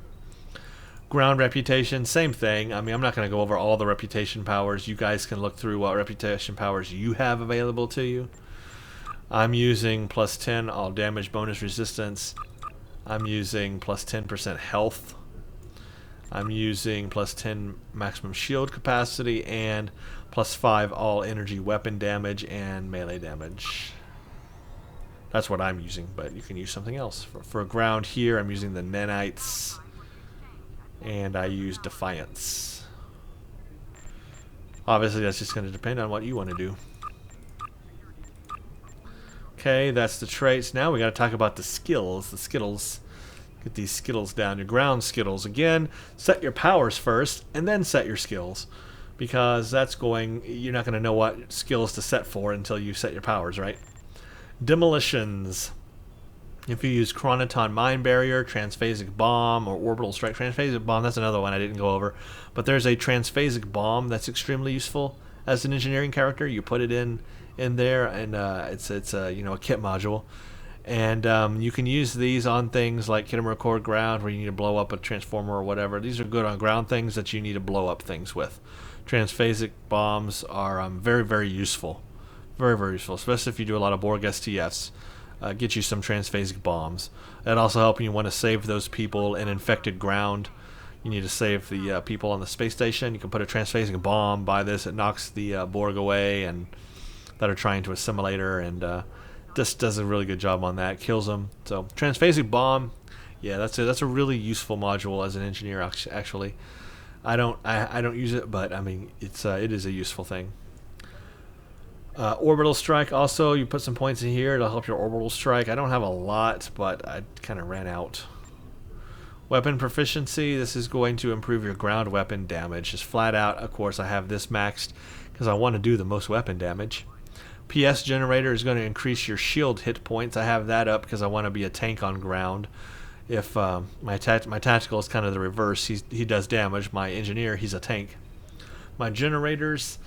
this is basically going to help shield generator, medical generator, force field dome, or cover shield. And you know what? While I have this maxed right here on, I guess it's going to help me with medical generator because I use that one the most. I would probably take points away if I want to redo this and probably put more into demolitions because I end up using orbital strike more now. Turrets and drones. Obviously, this is a no-brainer. I use phaser turrets, I use quantum mortars, I use my support drone, seeker drone, all of that stuff, so I have it maxed out because I use that stuff the most, period. Willpower grants you a resistance to control effects. The more points you spend in this skill, the more you will increase your resistance to hold, stun, disable, reslow, and placate, confuse, knock, and repel. I could probably take some points away from this and put them somewhere else too. Combat armor. This skill improves your ground armor. It does not grant any passive damage resistance. However, it does improve the effective damage resistance of your armor you are wearing. And there's other things. Repairs. If you're going to use shield recharge, reroute power to shields, quick fix, engineering proficiency, this is where you want to put some points. Threat control. If you want to, take some threat there, it increases your ground threat. Modification Specialist, if you use Quick Fix, Engineering Proficiency, Equipment Diagnostic, Weapon Malfunction, and Fuse Armor. So just make sure to put the right points in the right thing, and you will be good to go. Specializations, again, if you are all ground, Commando is where you want to go. If you do a lot of ground stuff, Commando. I think that's like almost everything there. My build, again, I do a lot of Borg stuff, so I've got the adapted Mako on right now. Whatever gear you put on is best suited for whoever you're fighting or whatever you're doing as an engineer. And you can really make a tanky engineer. My health right now is 753, and I'm not even using the Delta Alliance gear.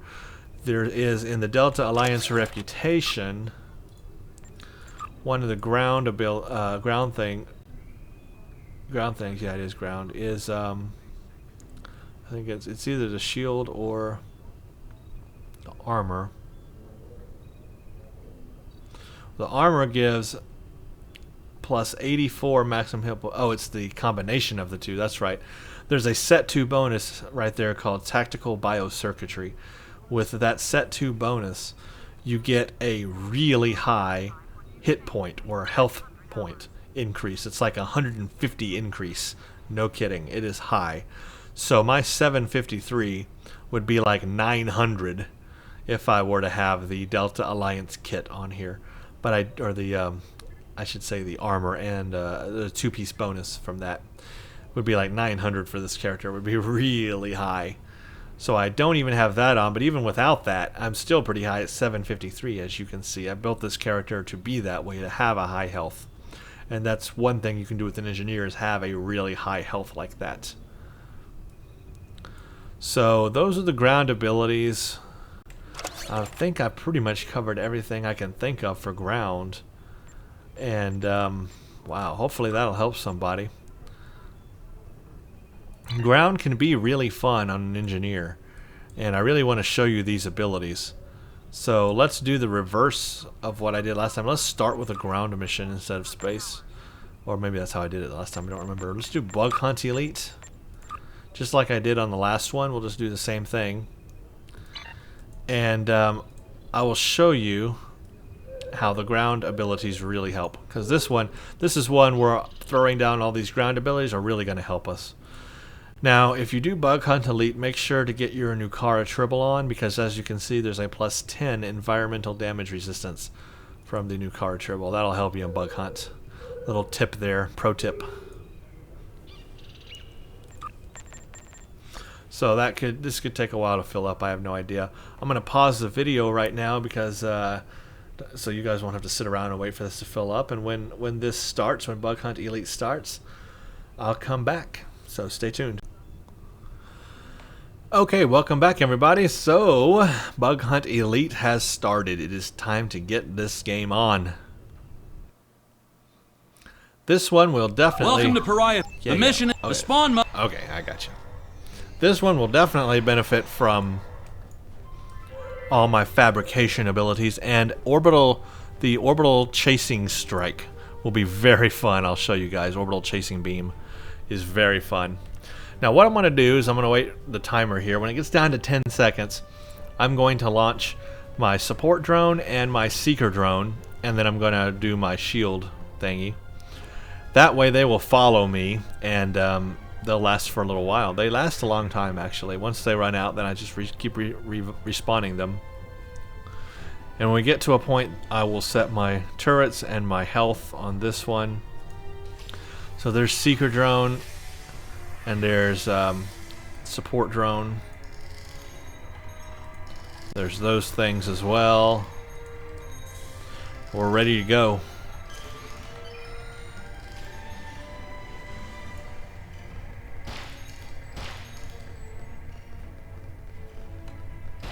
Come here, bug. Running away from me. Come here. Ah.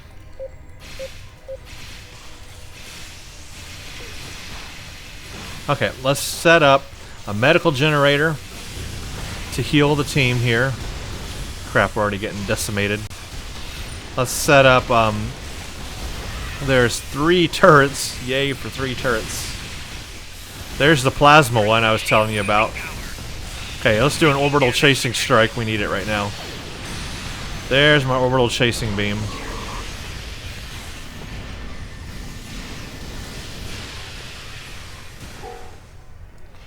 Whew. Okay.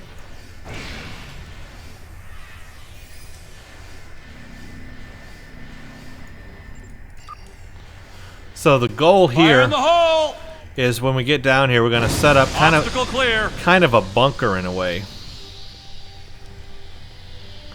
We're going to set up like a way to keep us healed, and then we're going to set up like turrets and mortars. There goes the plasma one. I love that one. Flanking damage detected.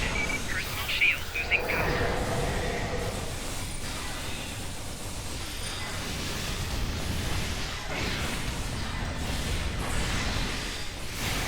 Flanking damage detected.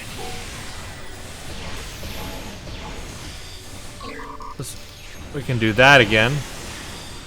Check that out. Flanking damage Ow. detected.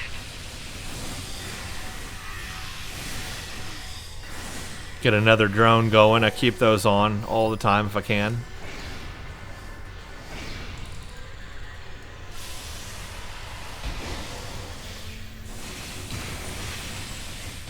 Fire in the hole! Another turret right there. Clear to proceed.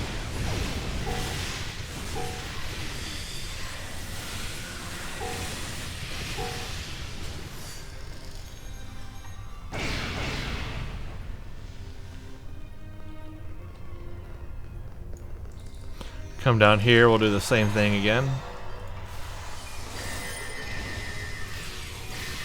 Somebody put down mines, so that's what the mines look like. There's a transphasic bomb. Flanking damage Awesome, detected. those are awesome. Personal shield losing power.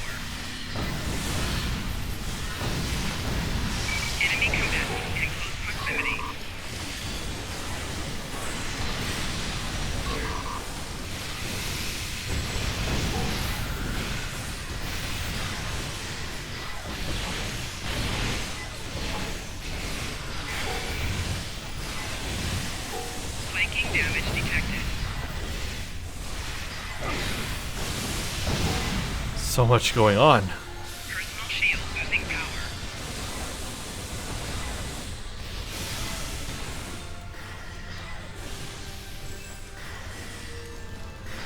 That bug jumped away.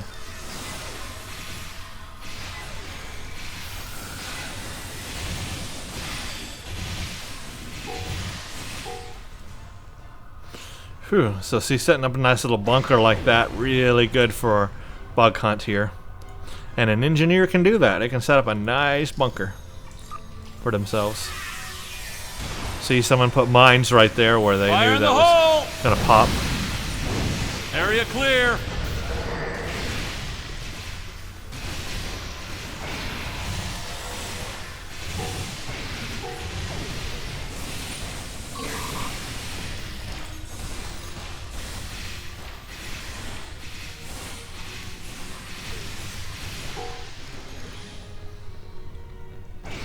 There we go.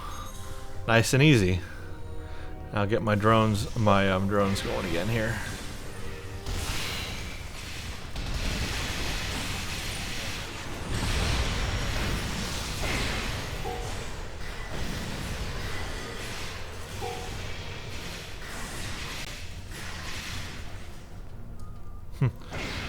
Yep, I love that.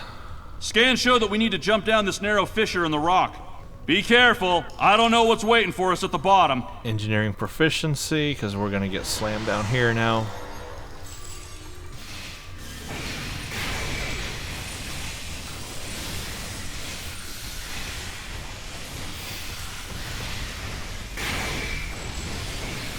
Ah, they're right underneath me.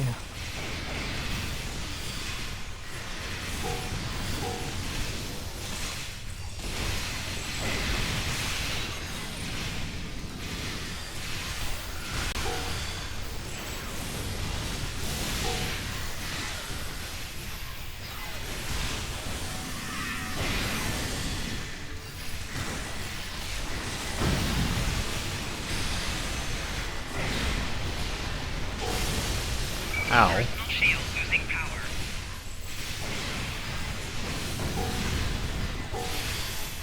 So many bugs. Yeah, this guy is bothering me. Flanking damage detected.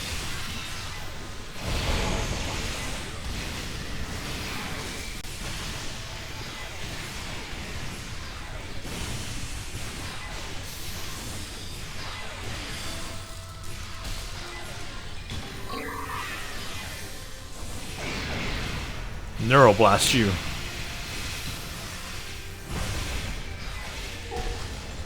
According to our scans, there's a tunnel under us. Give me a moment and I'll clear a path. Fire in the hole! Watch that first step. Enemy targets on sensors.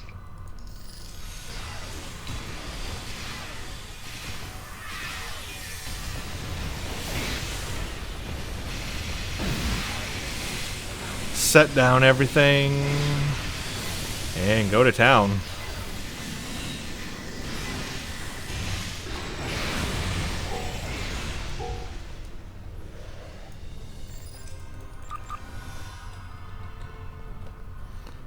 Got another wave coming.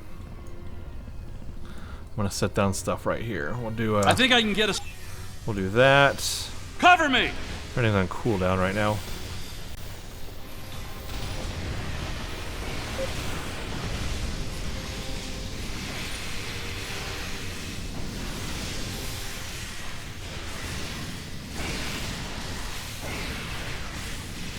Enemy combatants Ow. in close proximity.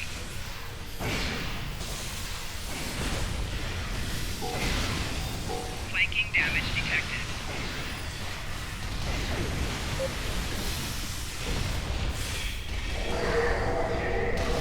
Personal shield losing power.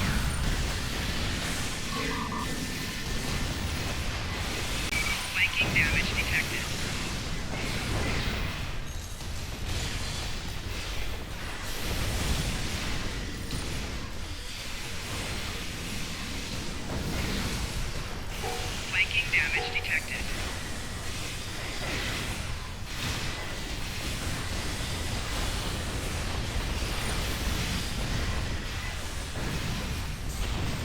Nice. We're blowing through this really nice. This is a nice run. Not dying a lot. That's really exceptional, actually.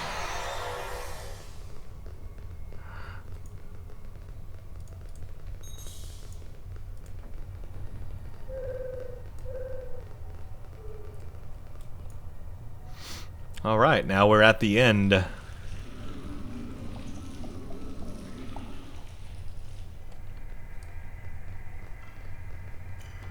So what we'll do is we'll hit the see how he's setting up a mortar there? That's the kind of distance I was telling you guys about. You can set stuff far away like this, and it'll work on the enemy. The mortars have a really long distance.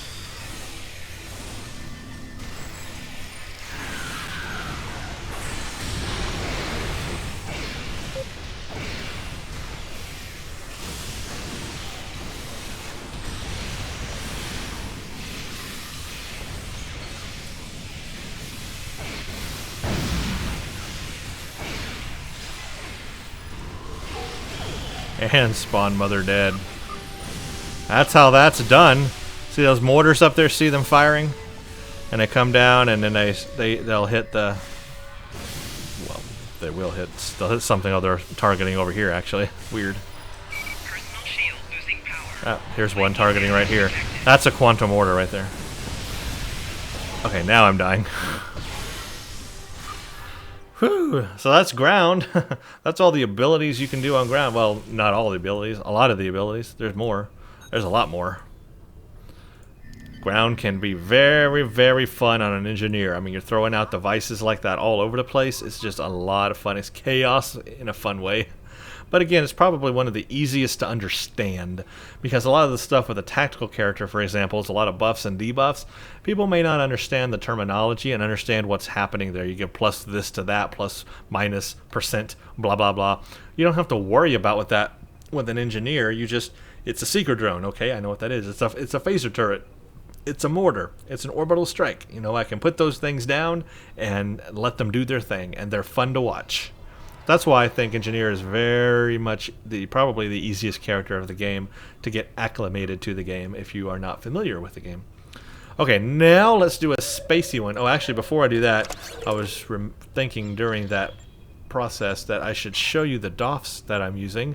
Just like science, character, career, DOFs matter. Where's my roster? I am using 4 on the ground. I'm using one that does increased damage versus Borg. This one is a chance to beam in an additional phaser, turret, or plasma turret. So there's a chance to beam in 2 additional phaser or plasma turrets. 20% chance create 2 level 61 phaser burst turret 3s for 60 seconds. So basically, if I beam in one of my phaser turrets here, I hit that button, bam, you would have seen actually in that last bit there of that we just did in Bug Hunt, there was one time where it laid down 3 turrets. Actually 3 turrets spawned, so I can do that. I have that chance of proccing 3 turrets actually because of this bridge officer, because of this duty officer. So DOFs, duty officers, can really help expand the abilities on these fabrication units, so I can have 3 turrets instead of 1 or 2. And then same thing with quantum mortars. Chance to beam in an additional quantum mortar. So you have with the higher ability of this, you can have 3 quantum mortars. I've seen it happen. You can proc 3 quantum mortars at once. And then a chance to beam in an additional support drone. So again, I can have another support drone beside me, 2 support drones. I've had a seeker drone and 2 support drones before. That's 3 drones around me. And of course, there's higher versions of this as well. If you get very rare, I guess you could have 2 more. You could have another one. You could probably have like 4 drones around you. So there's an ability to really increase the amount of mortars, turrets, and drones you have. You just have to have those DOFs to do it. And that's what I've looked for. And I need to get the higher versions of these. These are rare. I need to get the very rare, which are very expensive, but it will help me. It'll give me just another chance of another mortar or drone. So that can help you. These DOFs will really, really help you. Now in space, I have chance to reduce the time to recharge torpedoes. I have damage versus Borg. I have chance to reduce the time to recharge evasive maneuvers, because on a cruiser, which is a slower ship, you may need it to move faster or better more often. This one is a chance to gain shield power when using torpedo weapons to kind of coincide with my tanking abilities. This one is a recharge time reduced for engineering team and buff, so that I can use engineering team more frequently. Again, I could upgrade these to very rare as well, but they would just take more money I don't have. Okay, let's go to space and see what we can do. Try to show you some spacey engineering powers. We'll do the same thing we did in the last video. I went to the wrong one. Went to the Delta Quadrant. I meant to go to Taudewa. So that's the wrong one. I'm going to have to take the long way around now to get there. Great. I'll just fly my backward ship, no problem. Alright, so in this video that you are about to watch, I want you to keep in mind this is a work in progress on this ship. So, don't take these results as absolute for an engineer. This ship is work in progress. Let's go to Alpha Quadrant. Now I should be in Taudewa, and I am. Good. Now let's go to Karaya.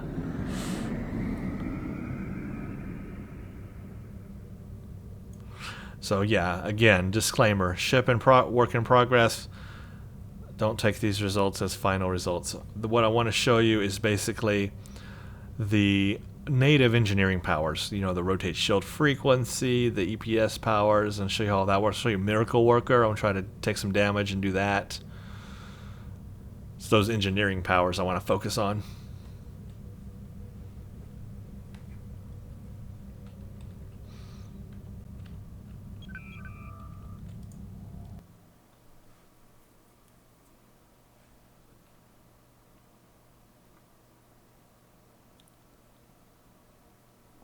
And loading, come on.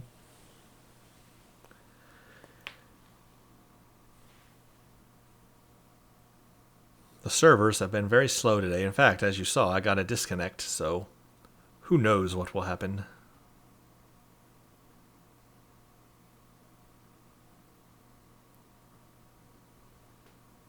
Come on.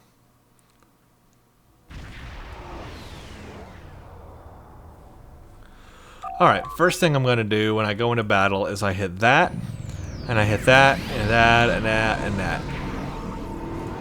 Now I can select these. Weird how I couldn't in Soul.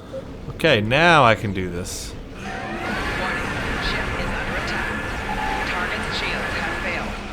There goes the directed energy modulation as well.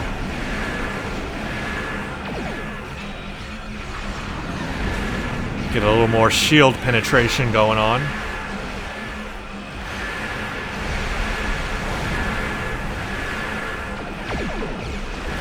Right shield's failing. Hull integrity below 50%. Target's shields have failed. Hull integrity below 75%.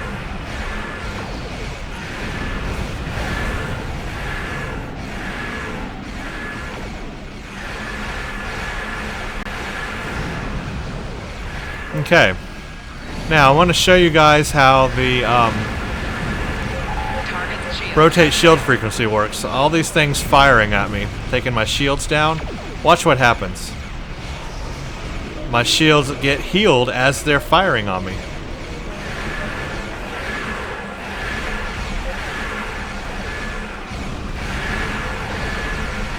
So I don't have to worry about taking damage, which is really cool. Target's shields have failed. That wasn't the best example of it, but you kind of get the idea.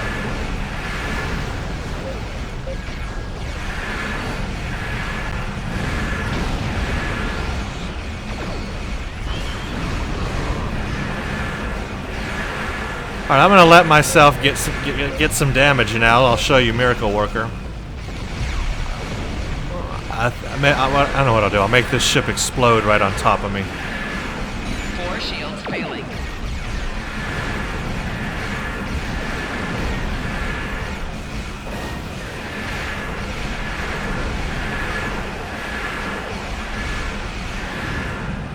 Okay, let's get in here and let it explode on me. I didn't do enough damage. I really want to take some damage. Come on. Somebody, give me damage. Do damage to me.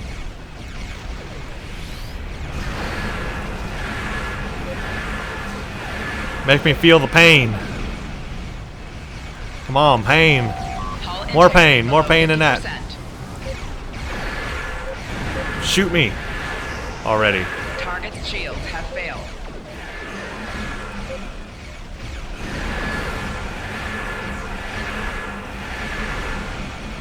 Come on, do some damage. I can't even get a ship to do damage to me. That's how tanky I am. Look at that. My hull is healing while he's shooting at me. How crazy is that? Look at that. My hull keeps going up. He's shooting right at my hull because my facing is down. And my hull is still going up. Hit me with a torpedo. Do something. Yes, torpedo. Hit me. Oh, that's hitting the wrong ship.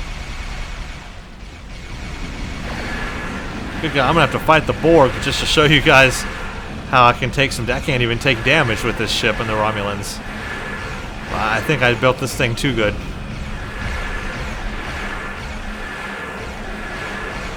Okay, you go away.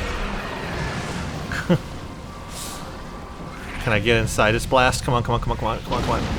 Rear shields failing. Dang, and it went down to the yellow and then it still went back into the green because it like healed itself. I'm just not going to enable. I'm not going to hit any buttons on the hotbar. I'm just going to like do nothing. Target's shields have failed. Because apparently I can't die.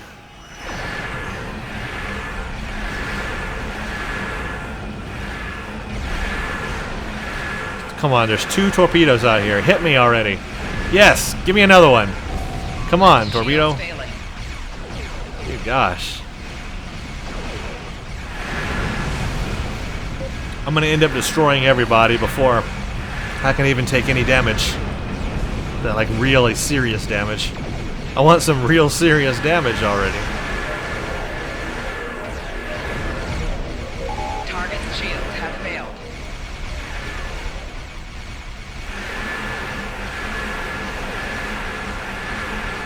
My hull is almost sealed again all the way. Crap.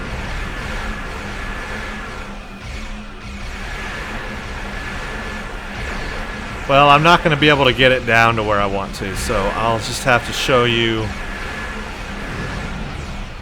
when it's down as much as I can get it. Target's shields have failed.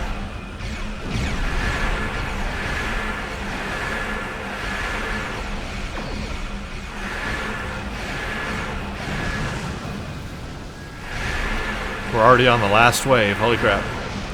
Well, they're not going to do any damage to me, not these little ships. I haven't had to do any buffs yet. Target's shields have failed.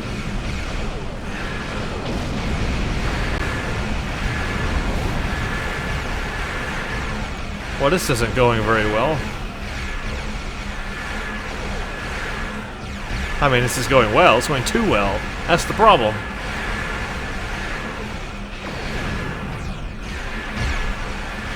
Okay, forget it. I'm going to have to go somewhere else.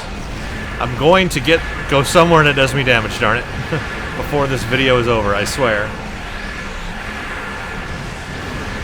Just kill everything and let's get out of here and I'll find something else.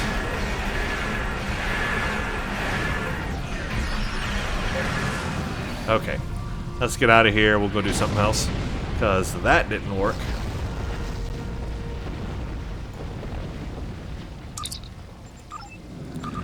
Let's go to... What can do me damage in Tau Dewa? Let's go to the Tholians, maybe? No, you know what? I believe the beginning Klingon in Beta Thorador will do something to me. No, I know what'll really kill me. Take that back. The Starbase, yeah. Starbase is actually really powerful. Why can't I click on it? There we go. Yeah, the starbase is really powerful. It'll destroy me.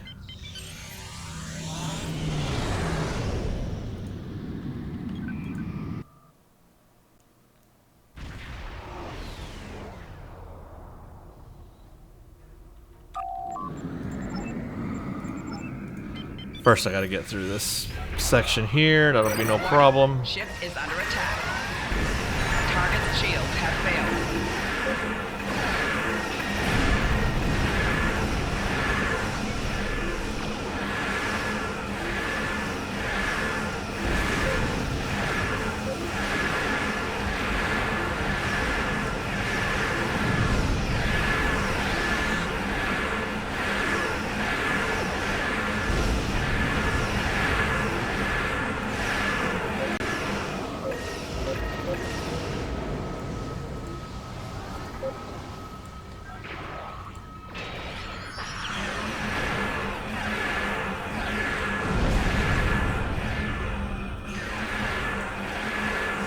Target's shields have failed.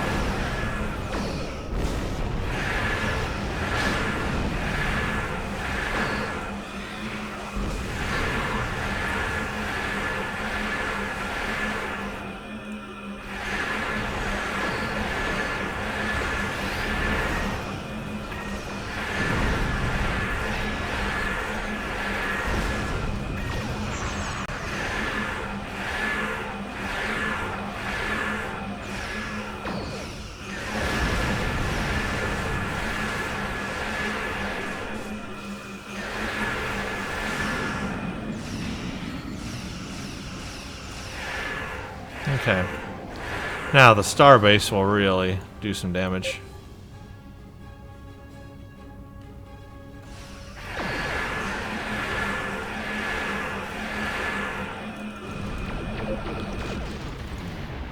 Four shields failing.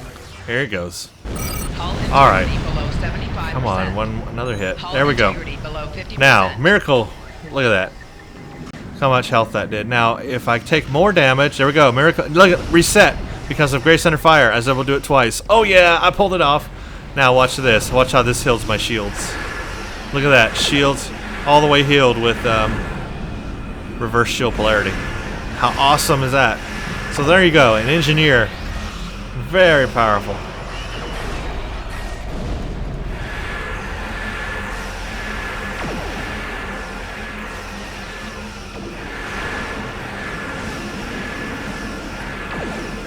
Barely doing any damage to the station, but at least I can stay alive.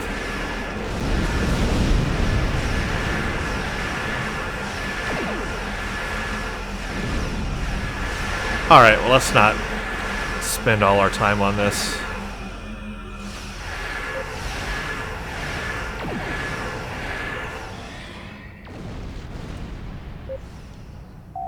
Rear shields failing. So that kind of gives you guys an idea of how an engineering character can really do well in this game. Very versatile, very easy to set up. I believe probably the easiest to acclimate to in the game if you're going to start.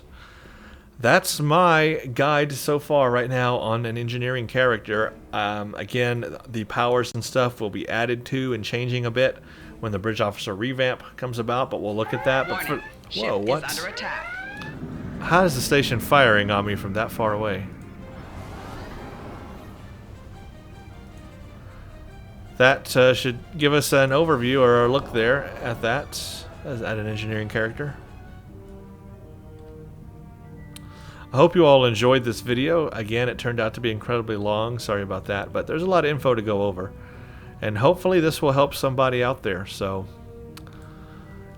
I hope you enjoyed it. Thanks for watching. Stay tuned for the next one. Tactical character coming up next.